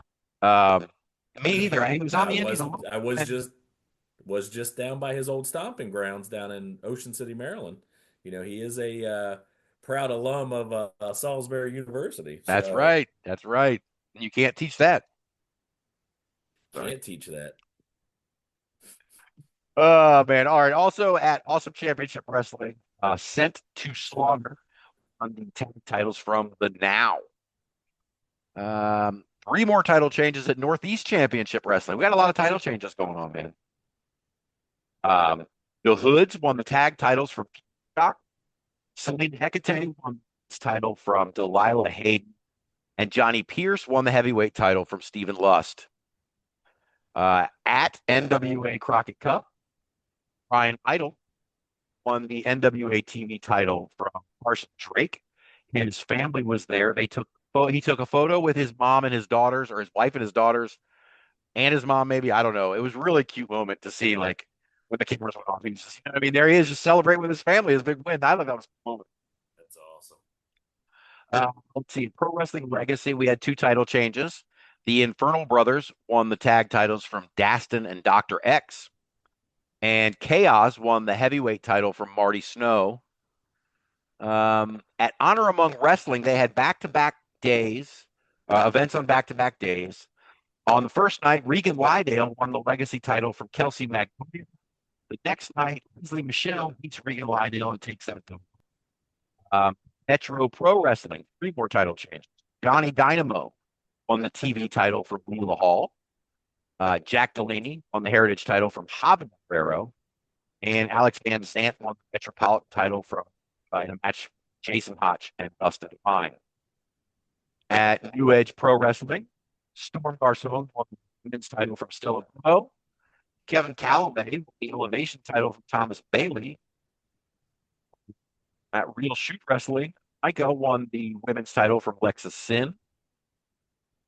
At Kaiju Pro, Misery Inc. and Steve Off won the American Lucha Six-Man Championships from Smiley, Eden, and Corazon. Harleen Lopez won the Power Pro Lucha Prodigy Cup title in a gauntlet match. And now one of John's guys, well, I don't know if he's one of John's guys, but I know John's afraid of him. At WDWA World Domination Wrestling Alliance, A.K. Bain became the new heavyweight champion, defeating Jordan Evans. That guy's terrifying. At 1CW out in Delaware, Sean Smith unified the Workforce title and Bulletproof title, defeating Miles Millennium.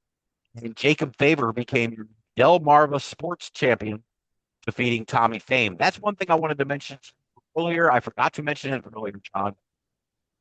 I don't know if I've mentioned it on here. Possible.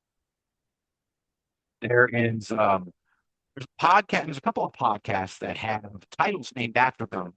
Promotions. I wouldn't say there's like some guy named John podcast title in place, and we need one. We need an indie wrestling experience championship somewhere. That's my goal now. I'm gonna start working people.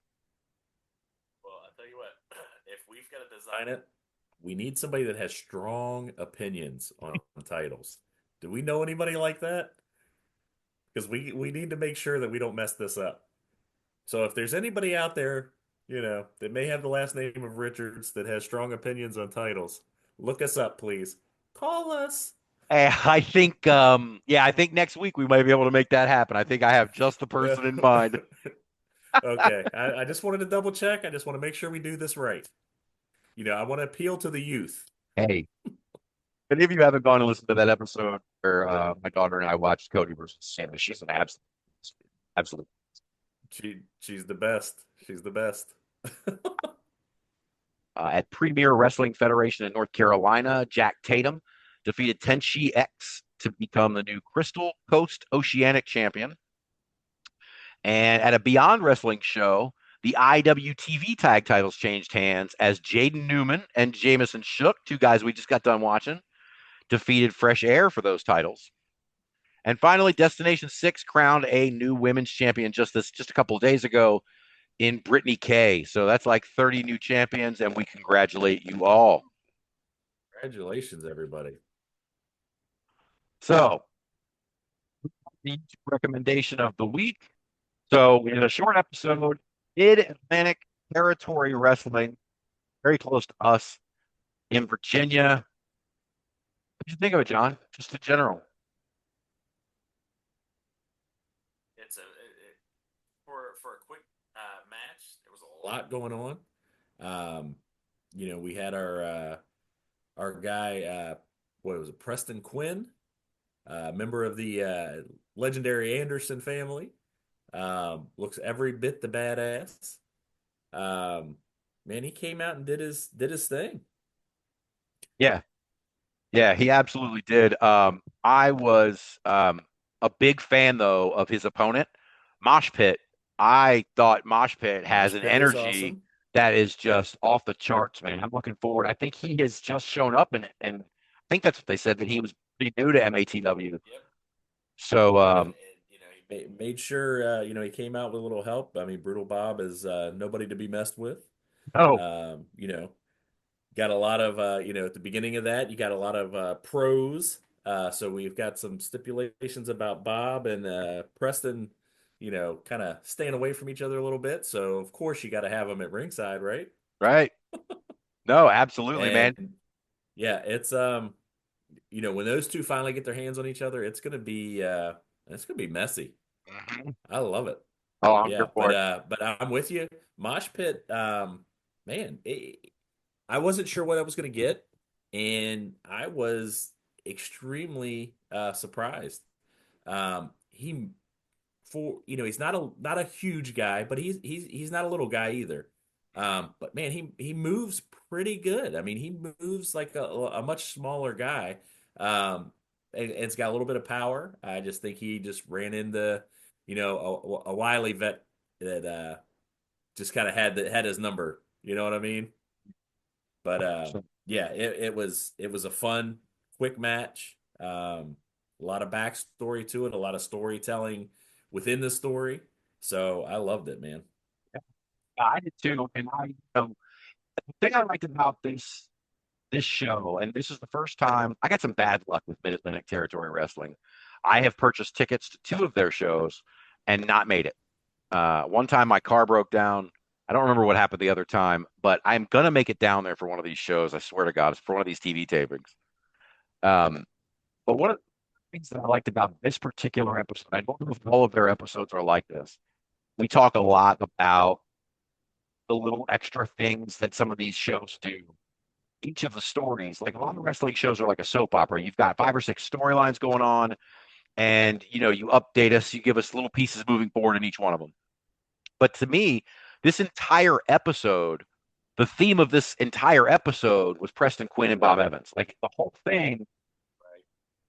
I mean, you start off with Brent Fleener at the beginning, and his injury, and he tried to save BT Windsor, but then they suspended Preston Quinn because I guess he hit a pile driver on that guy Fleener, but then Fleener says, "No, don't take the belt off of him. We want him to get his. We want him to get his." And so then they move forward. They say Bob Evans and Preston can't touch before the match coming up at Scars and Stripes. And we didn't get to see like a replay or a flashback to what actually specifically happened to Fleener, but the rest of it, they laid out the story for us. And that segment, which ran, for the first few minutes of the episode, they set the tone. And then the two matches involved Preston Quinn, and the second one was Bob Evans. And then there's a face-off between them after the Preston Quinn match, after he dispatches Mosh Pit. Bob Evans and Preston Quinn are in the ring, and it was just like I said, the whole episode felt dedicated to one thing, and it felt like it was all very, very felt seamless. So we had some technical difficulties again there for a second, but I was asking John, if you can hear me now, what did you think of ANDNEW Um, looks good, but man, it was just got fed right to right to. So was filler for the story for that episode for Right. sure. Yeah. So, but I would love, I'm going to go back. I got to check out some matches because it's got a really kind of cool look.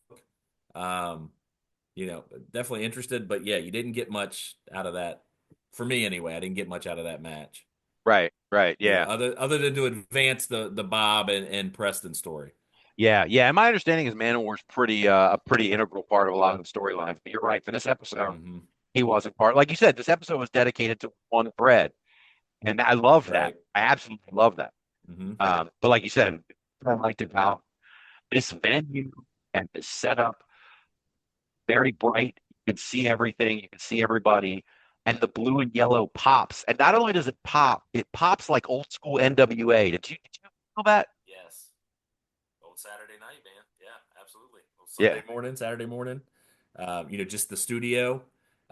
There's something about those studio shows, man. I know I've really enjoyed that with what Billy Corgan's done out with the NWA in that studio setting. Again, you and I talk a lot about it, nostalgia. It just gives me those feels, man. It gives me that Saturday morning, get up, my bowl of Mr. T cereal and ready to roll and just sit and watch some wrestling, man. And it is so, what's the word I'm looking for? It brings the audience into it in a different way than these big arena shows or stadium shows do. You and I have been to a lot of big ones. We've been to a lot of small ones. Both great in their own ways. But those smaller setting shows like that are they're magic, man. They really are. And MATW the way that they do that storytelling, I'm with you. We got to get down and check one of those out because I would love to be sitting there for one of those. Again, we like what we like. I don't take away from anybody that likes the new stuff. Certain times I really enjoy a lot of the new stuff. But I embrace being the old guy now. I like what I like, man. It's what I grew up on. It's what makes me happy.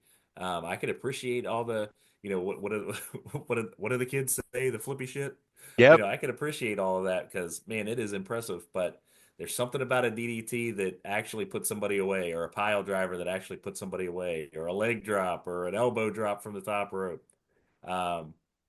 If it ain't broke, don't fix it. And MATW does a lot of the old school stuff, and it's great fun, man. Mm-hmm. It is a lot of fun. Definitely check out that episode.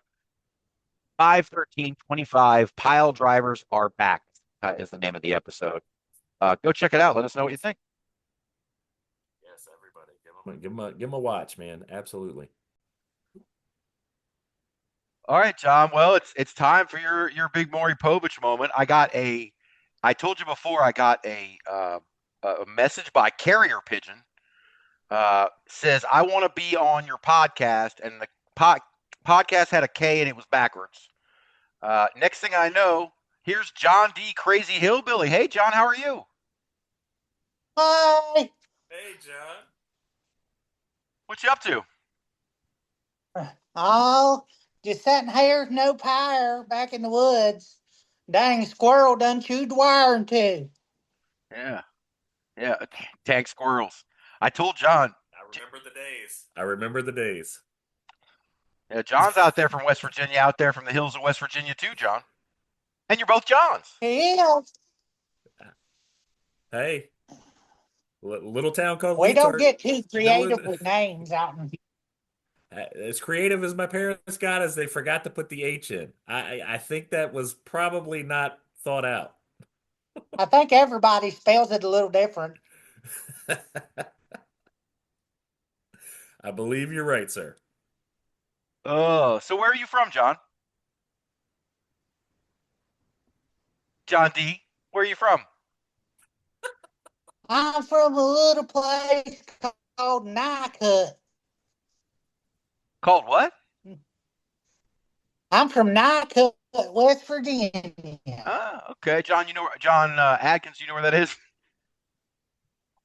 No, I'm wondering if he knows where Leetart is. Leetart. I don't know where Leetart is. Way down the middle of Mason County, in Nycut's the in middle of Calhoun nowhere. County. Oh, I'm down for Mason. That sounds like from Mason. Yeah. Calhoun County, it's been known as the poorest county in the state for years. Everybody there is either a pipeliner or one of them street pharmacists. What did you do before you started wrestling then, John? Oh, I just worked on my uncle's farm. He had an old mule that took sick and had kind of a gimpy leg, and he needed somebody to pull the plow. So I got elected. You pulled the plow? Well, yeah, what else would I do? Look how big I am. That's yeah, you're definitely a big boy. You're a big boy. So That's how I got into that wrestling shape, Bob. I'm round shape. yes, he is. He very much is. So then, how'd you start wrestling? Well, I used to watch it on the TV with my granny and my dad, and we went to a show one day, and they said, "Hey, big feller, you want to get in the ring?" And I looked at Grandma, and she told me to kick their butts, so I got in there and had a battle royal. It was fun. You just jump right in. That's a hell of a way to start, John. Yeah, just jump right in, start throwing people over the top rope. It's kind of fun. It was hard. No, not really. Kind of like watering them cows and stuff back on the farm. I mean, I had a couple cousins and stuff that was kind of rough and tough, but it ain't no worse than fighting one of them. Yeah, get kicked in the face by a horse or something. That never happened to you, I did never it? got kicked in the face, but I got kicked in the chest one time. Oh, ooh. My aunt works with horses, and boy, I tell you what, that's serious business. I don't mess with a horse. Oh, they ain't too bad. They're just like a big old dog. It's just when they step on you, you know it. I bet they do. I bet they do. So after you started throwing people over the top rope in that big battle royal, did you just keep on wrestling, or what did you do? Well, they just kept inviting me back. I don't know why. I guess they like me or something. Mm-hmm. I The think boss it's that lady? personality, John. Yeah. She's mean. The boss lady? I heard Kinda she's watch mean. her. She is mean. Yeah. She made me walk all the way here from the next county just so I could get on the TV. I bet she did. I bet she did. I've seen her She's being. hiding over there in the corner taking pictures of me right now. Stop it, lady. Hey, I hear that happens a lot in a lot of places in West Virginia, John. Be careful, buddy. You just don't go walking in the woods at night. Absolutely. Well, I was telling my John about when I got to see you. We didn't get to meet when I was out there, but I saw you dancing around with a pretty shawl on your shoulders, and you look just like dynamite. That was at Gordon Carlisle's or Carbuncle, Yeah, whatever his name is. He kind of a pretty boy. he certainly was. He certainly was. The shawl looked better on you anyway. I don't know. It kind of smelled funny. Kind of smelled like it had dog pee on it or something. I don't know. It brought out your eyes, John. I ain't got no dog pee eyes. That's not nice. I wasn't gonna be the one to say it. Glad John said it. Well, he's just mean. Oh my goodness. Oh, Well, I don't think I lit in too much on this, but John D. Crazy Hillbilly, you guys, you could see him at Route 33 Wrestling in Spencer, West Virginia. I think the next event they have is July. I'm going to screw it up, and the boss lady's going to get mad at me, but I think it's the 12th. It might be the 13th. It's the 12th. The 12th. Okay, good. John's got it for us. And I think you have a match coming up then. Do you have a match coming up that time? I got 2 matches coming up. I got one at the Route 33 on July 12th, and I got one at the FTC AOG show on June 14th. Okay. All right. Oh, a We busy know. man. Yeah. We know those guys out there at FTC. They're nice guys. Mm-hmm. Do you Well, I can only work one show a month. why is that? What was it? Huh? Why is that? Why is what? Why can you only work one show a month? Why? Why I can only work once a month? Because it's a long walk to get to Arlington from here. Oh yeah, I guess It it takes is. 3 weeks to walk there. Jeez. The boss lady didn't offer to take you? They don't. She not take me anywhere. The old boss lady comes and gets me and makes me come to work. She makes me put the ring together, and then she makes me Oh, fight, no. and then she feeds me a piece of pizza and tells me go home. Yeah, Won't yeah. even Oh, take my me back. gosh. She didn't take you back? She's mean. No, she won't take me back home. She only picked me up, make sure I showed up. All right, well tell us right now. Wow. Tell us right now while you've got witnesses. She pays you, right? Well, she feeds me. Don't that cost enough? I think there's a lot of promoters who would think so. It ain't no hot dog and a handshake. It's a big old steak and corn and some mashed potatoes and Ooh. some peas and like a big cold frosted Pepsi. Pepsi. Well, Now, wait a minute, John. You're saying a Pepsi. I know where you're from. You sure it's not an RC? No, it's Pepsi. Oh, what is I that? like the way you run, John. I like that. see one. Well, I think that broke up on me. What did he say? Oh, I it's just nice. spilled it on myself too. Oh. Little, he's got some ice water. That's what he's got. Oh my goodness gracious. So Ice water.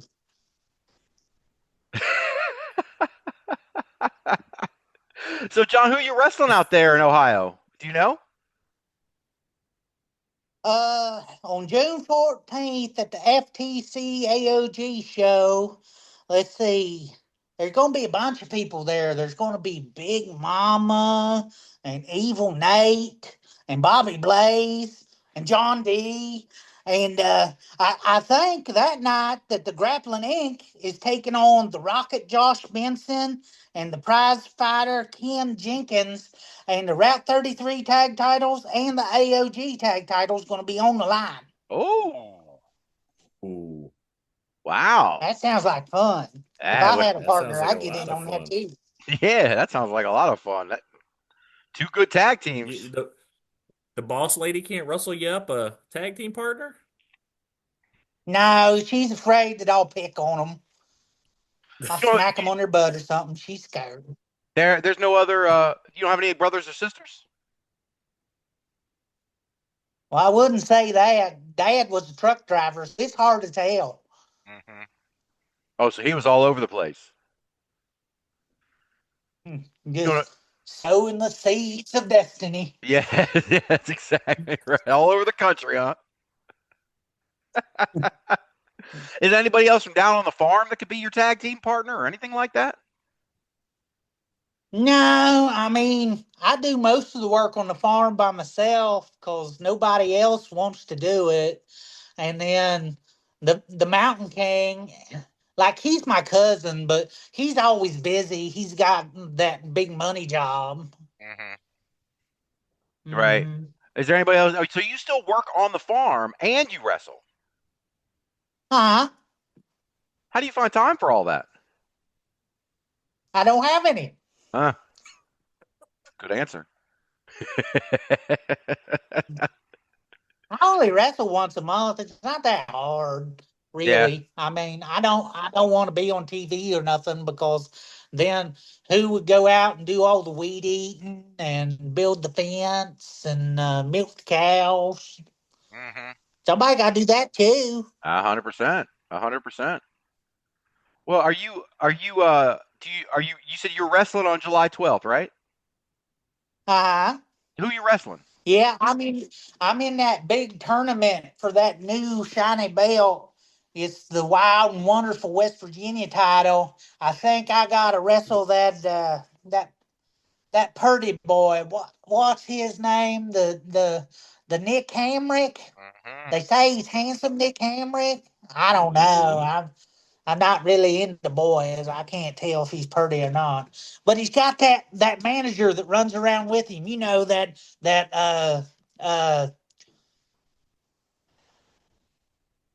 Dick Vickers. That's his. Oh, Dick Vickers. Mm-hmm. He throws soap at people. He's not very nice. I've not seen him. He throws soap at people? He throws soap at people and tells them they stink. Oh my gosh. Nice at all. I think he's from Boone County. He's one to talk. Right? That may be an inside West Virginia joke. Do you get that, John, or is that? Yes, actually, He I did. do. Oh, that's awesome. That's awesome. Well, we're excited. We're excited to hear. We're here, John D. We hope you win that Wild and Wonderful West Virginia championship. We love it. We absolutely love it, and we think you're the perfect guy to have it. Absolutely. It's because it's a slimming belt. It makes me look skinny. Yeah, they have to put extra notches on it if you win. Do they got to extend it out? Well, that's not very nice. You just called me fat. There, John. Wow, I can't believe. I apologize for my co-host, John. Hey, I don't know lady, he what called me fat. Johnny's from Maryland. He can't help it. He's one of them turtles, them terrapins. Oh my Yeah, gosh. these are terrible pins. Oh man. Hey, we eat turtle here. I don't. Hey, nothing wrong with. Well, I don't know. I've never eaten turtle. John, I'm assuming you have. Uh-huh. You met my father. You know that I have. Yes. Yes, very true. Well, John, we thought you might be John's father because you guys kind of talk alike and you got, similar goatees and you're both from West Virginia. You don't have any kids out there yourself, do you? I'm not out there. I mean, there's one in there in the bedroom. Oh, She's okay. hanging out playing video games.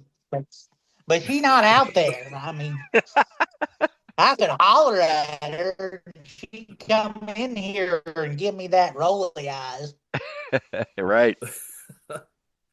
Yeah, But Bob now and I are familiar with the wasn't rolly eyes. no truck driver. I didn't go out.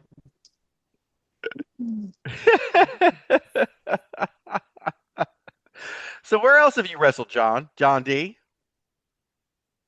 You gone any further than Ohio? Oh, because I can only go someplace you can walk to in like a week or two. I mostly wrestled around the Columbus area and in West Virginia. I try to stay in like northern West Virginia. I wrestled around Elkins and Billington, and I wrestled in the parking lot of the Trans-Allegheny Lunatic Asylum one time. Oh, And then, yeah, I'd say Tennessee's the farthest out west I've gone because it's just too far to walk. yeah. So do you walk the whole way or do you hitchhike? Hitchhiking's illegal. You can't do that. That's true. That's true. So, but you make all these walks back and forth, back and forth. You do it all on your own. Most of the time. Sometimes other wrestlers will stop and give me a ride, but every time we stop at the restaurant, like I get to eating and they get tired of waiting, so they just take off and leave me, and then I gotta walk the rest of the way. Oh my goodness gracious, John. Why would they leave you? Well, I like to eat, and it takes a little bit. So they just give up on you, huh? Uh-huh. Whew. Well, trust me, if I ever do work for you, it's cheaper to pay me than it is to feed me. Yeah. I'm not going to make any more comments. I got in trouble before, but I understand what you're saying, John. That's just because you called me fat. I do, but you just said You said the I belt can was say I'm slimming fat. That grouchy lady can say I'm fat. She's still sitting there watching you? She's taking pictures. She's creepy. Yeah, it sounds creepy, man. You need to get out of there as quickly as possible. It sounds like a very sketchy situation. But you're a big boy. You can take care of yourself, right? Oh, I'm scared of her. oh, oh. I mean, I've heard she's scary, but I didn't know. I didn't know it went this deep. I didn't know it went this deep. She takes that kendo stick and she holds it like this, and she's like, "Now you quit peeing in my flower bed." Why are you peeing in her flower bed, John? Where else would you pee outside? Good point. Well, maybe you could come inside and pee. Does she let you in the house? I mean, she let me in today just cause it was raining. Oh, I see. So she keeps you outside, but then she gets upset when you pee outside. Uh-huh. I understand now. Sorry, I'm not used to your indoor plumbing. There's no indoor plumbing on the farm? Oh, you Still. just pull up on the tractor and woo, do what you gotta do. Just don't wipe with the poison ivy. Oh my God. That makes for spicy peeing. Yeah, I bet it does. So it's happened to you, huh, John? Hmm. Big mistake. You learn, you live and you learn, you know? So, Or sometimes you just live and you just keep messing up. also true. So what are you gonna do? What do you do for your opponents, John? Do you have a game plan? Do you practice anything? Do you train, or do you just show up and beat people up and go home? I usually just show up and then I take this right here and I smack them in the mouth until they quit getting up. Mm-hmm. It seems to work most of the time. Yeah. Yeah, it I does. mean, I can wrestle. I wrestled in elementary school. So I know how to, like, hook them up in, like, the cowboy and get you in a full Nelson, throw you up over my head. But that's too much work when you just take this and smash it in their face. Agreed. Agreed. It's much more efficient. Mm-hmm. And plus, I like chopping people, too. Uh-huh. Because it makes that big, loud noise. So some would say that's working smarter, not harder, man. I see you're thinking, man. I like it. Nobody's ever accused me of being right. Yeah. Well, you seem pretty smart to me, John. You seem pretty smart to me, and you seem like you're doing all right for yourself. Not too bad. Yeah. Yeah, absolutely. So that's the plan for old handsome Nick, huh? You're just gonna get in there and a few of these and Well, I was going to, but he told me not to hit him in the face because he says it makes him money. I don't know how. So I'll probably just beat his guts to death. you can still hit him with the chops though. That's not Uh-huh. face. Yeah. I'm going to chop him so hard his fake tan comes off.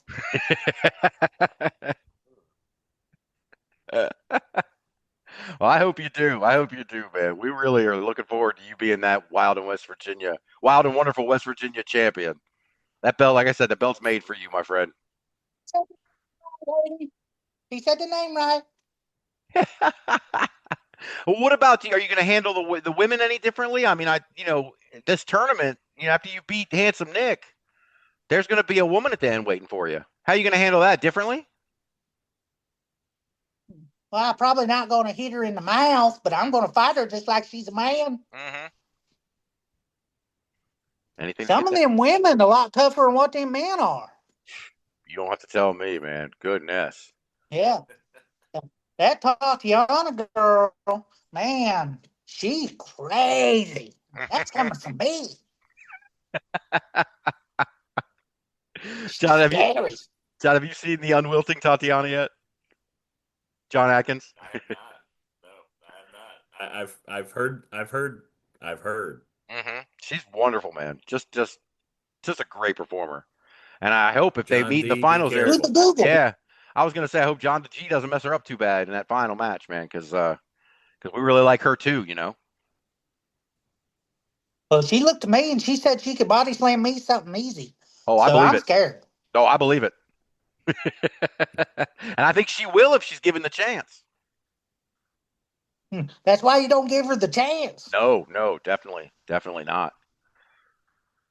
Well, what do you think of those fans out in Spencer? I was telling John, there's a guy out there in Spencer's got like a megaphone, and he's always saying crazy things. And he's got like a sign, and he's like a dry erase board. He's got all sorts of funny messages. I really liked him. That guy dressed up like me for Halloween. Did he really? I thought I was looking in one of them mirrors there for a second, and then he started talking to me, and I went, John B., you sound awful funny. But he took that whiteboard that night I was wrestling that gorgeous Morgan Taylor, and I looked over there, and it said, Gorgeous Morgan eats corn the long way. And I was like,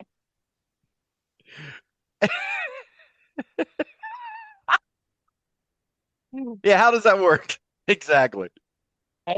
I guess he butters it up good. I don't know. Yeah, I would certainly hope so. As long as it ain't that Mexican corn with the stick in it. Oh, jeez. Yeah. Yeah, that'd be. Oh my gosh. That'll leave a mark. Yeah. Yeah, it certainly will. But yeah, those fans out there in West Virginia, man, they're great wrestling fans. They hoot and they holler, and there's not like a cell phone in sight. And there's this one lady, when you first walk in there, she always sits on the right-hand side. And I walk up there and I'm like, hey, pretty lady. And then she says something about taking me home. And like, I ain't never took her up on it, but she keeps offering me food and says I'll be warm and taken care of. And that kind of sounds good sometimes. But then her daughter, Donna Mae, gets all mad and says, leave my mom alone. Yeah. Anything's better than walking home. Well, oh yeah? It's a long walk. Yeah. I'm fat. Yeah. Hot. You might have to let the daughter just be upset. You might just have to stay over. You're making me get dirty looks. I'm not allowed to talk about the pretty lady. Is that? Because I go home with her and say, Oh shoot! Yeah, now we're getting John D in big trouble here. And just she's wait, throwing stuff. what's happening out there? He's getting attacked. That boss lady said I'm not allowed to fraternize with the fans. Oh. No matter how pretty they are. Oh, I see. Well, is it only the pretty ones you can't fraternize with? No, she's afraid I'll go home with the other ones too. Oh, yeah, that's. Save your money, boys. Go ugly early.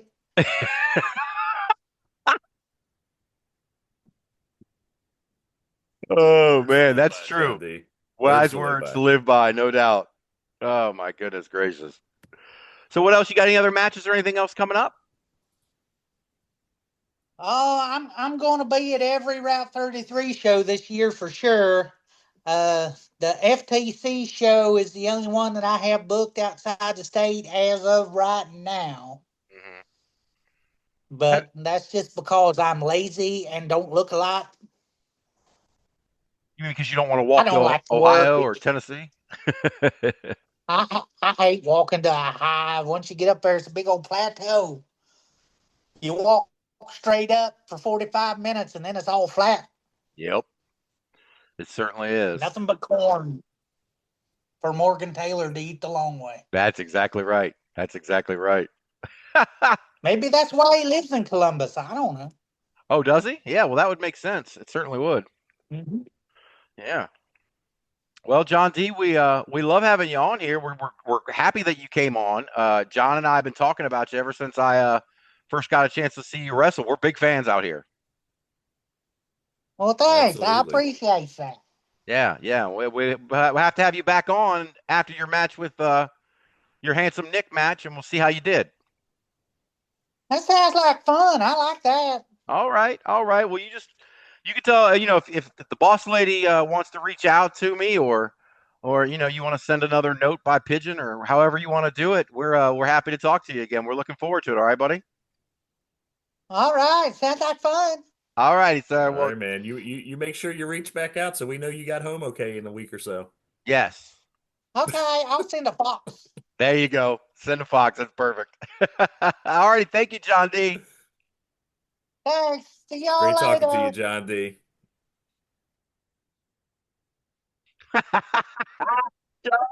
That was great. Oh my gosh. So much of my life makes sense now.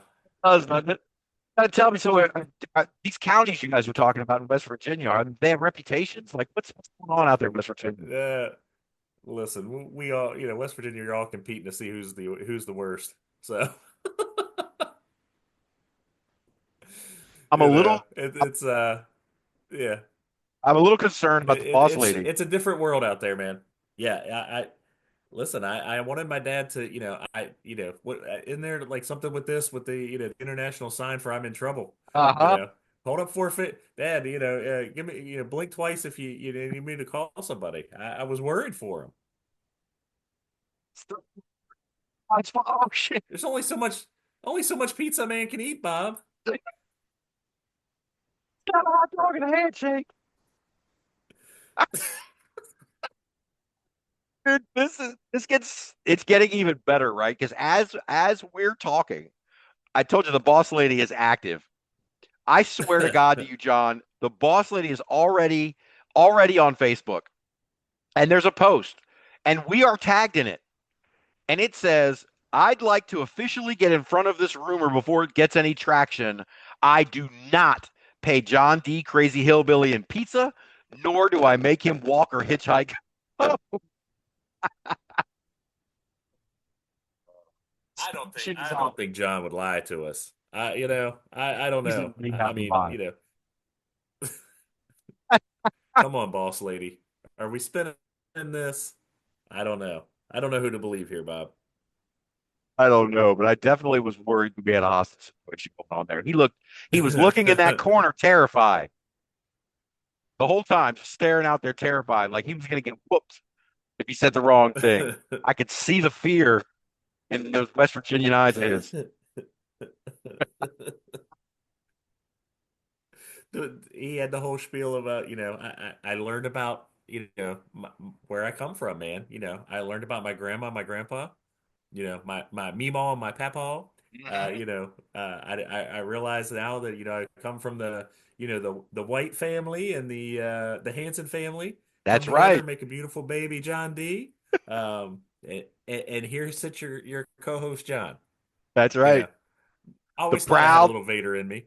A little, get me some chewing tobacco and a lariat, and I'll, we'll start laying some people out. Couple of Vader bombs. Oh my God. Awesome. So much fun, man. So much fun. All right, so this weekend, guys, starting off with Friday night, we have Divine Pro Wrestling, women's wrestling. Ray Shield is taking on Mars Crest and Carter Kaufman in a triple threat. Rachel Armstrong is taking on Ray Larson.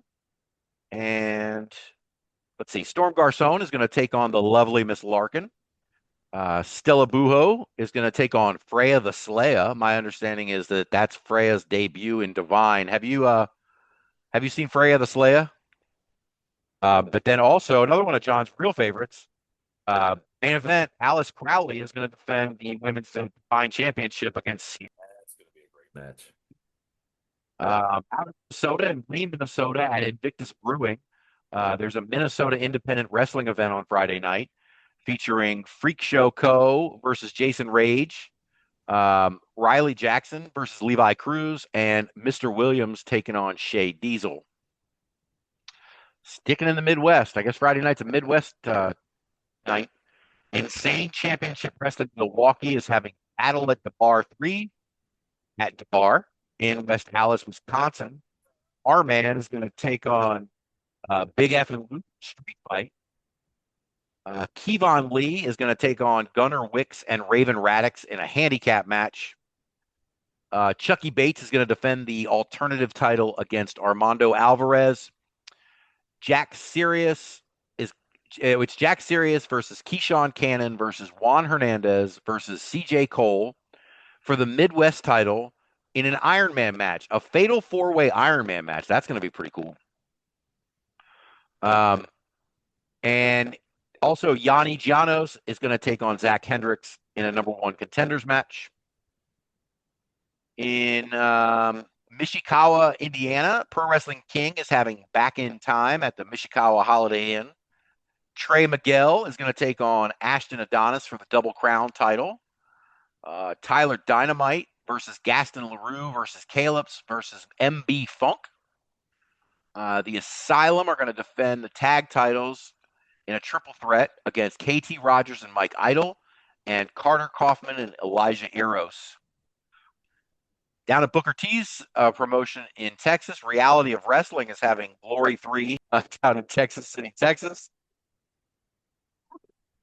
Adams is going to take on Brad Baylor in a WWE title tournament match. And also Ice Williams is going to battle Sean Legacy in another ID title tournament match. Nice. Yeah, man. Those will be two good ones. Ajax and Johnny Lyons are going to battle with the winner getting a Glory contract. And Emmy Camacho is going to take on Mia Friday in the Glory Women's Tournament. Two shows on Sunday. Pro Wrestling Turbo is going to have a show at the Mill at Fountain Inn in Fountain Inn, South Carolina. Jonathan Moody going to take on Dre the Goat. The Mean Dogs and D'Angelo are going to take on Essie and Don. Audrey Allen is going to team up with Amanda Kiss, take on Mila Johnson and Eric Academia. Elijah Proctor is going to take on Tristan Moody. And Brittany Jade is going to defend the women's title against Erica Lee. Finally, last one at Prestige Wrestling on Sunday. They're having a show called Unite. Matt Tremont is going to team up with Jake Something to take on Adam Priest and Mad Dog Connolly. That'll be a war. That's going to be that's a banger right there. Yeah. Trevor Lee is going to take on Cedric Alexander. What is up? Ooh-wee. Yeah, that one might be worth the price of admission by itself. That's what you call top tier wrestling right there, my friends. No doubt, man. Alan Angels is also going to be there, the Prestige champion. He's going to defend that title against Jordan Oliver. That's going to be another great match. Wow. And women's champion Danny Luna is going to be there defending against Nicole Matthews. That show is going to be off the chain, man. Anybody near LA, go check that show out. No kidding. Holy moly. All right, well, that's it, man. We've been going for a long time. We got a big show next week with Chris LaRusso. I'm very much looking forward to. John, anything else before we say goodbye? No, man. It was great to be back and missed everybody and missed talking to you. And Dad, I love you. On that note, John and I were talking, trying to get some episodes in or situations that come up for those weeks where we end up having to take a sudden week off. We apologize for that, but hopefully soon we're going to have some content lined up, so we will be ready to go there. John and I have already been talking about ideas, some rewatches, hopefully, where we can make them a little bit better and not just mark out for 3 hours. And, we'll see. Hey, man, I stand by our deathmatch watch. It was for me, for first foray into it. It was jumping into the deep end. That's for sure. That was awesome. Well, all right, guys, check us out on social, Indie Wrestling Experience on Facebook, on Instagram, and on TikTok. We are Indie Wrestling XP on Twitter and Blue Sky. We also have the Smug Mug. It's all there on the link tree. Check out the Indie Wrestling Experience link tree. That's where you can find everything. If you would like to get your promotion previewed in our weekend preview, if you would like to come on the show as a guest, whatever it is, just let us know. You can on some Indie Wrestling Experience at gmail.com. That's going to be it for us, guys. Thank you, as always, for listening, and we'll see you next week. See you, everybody.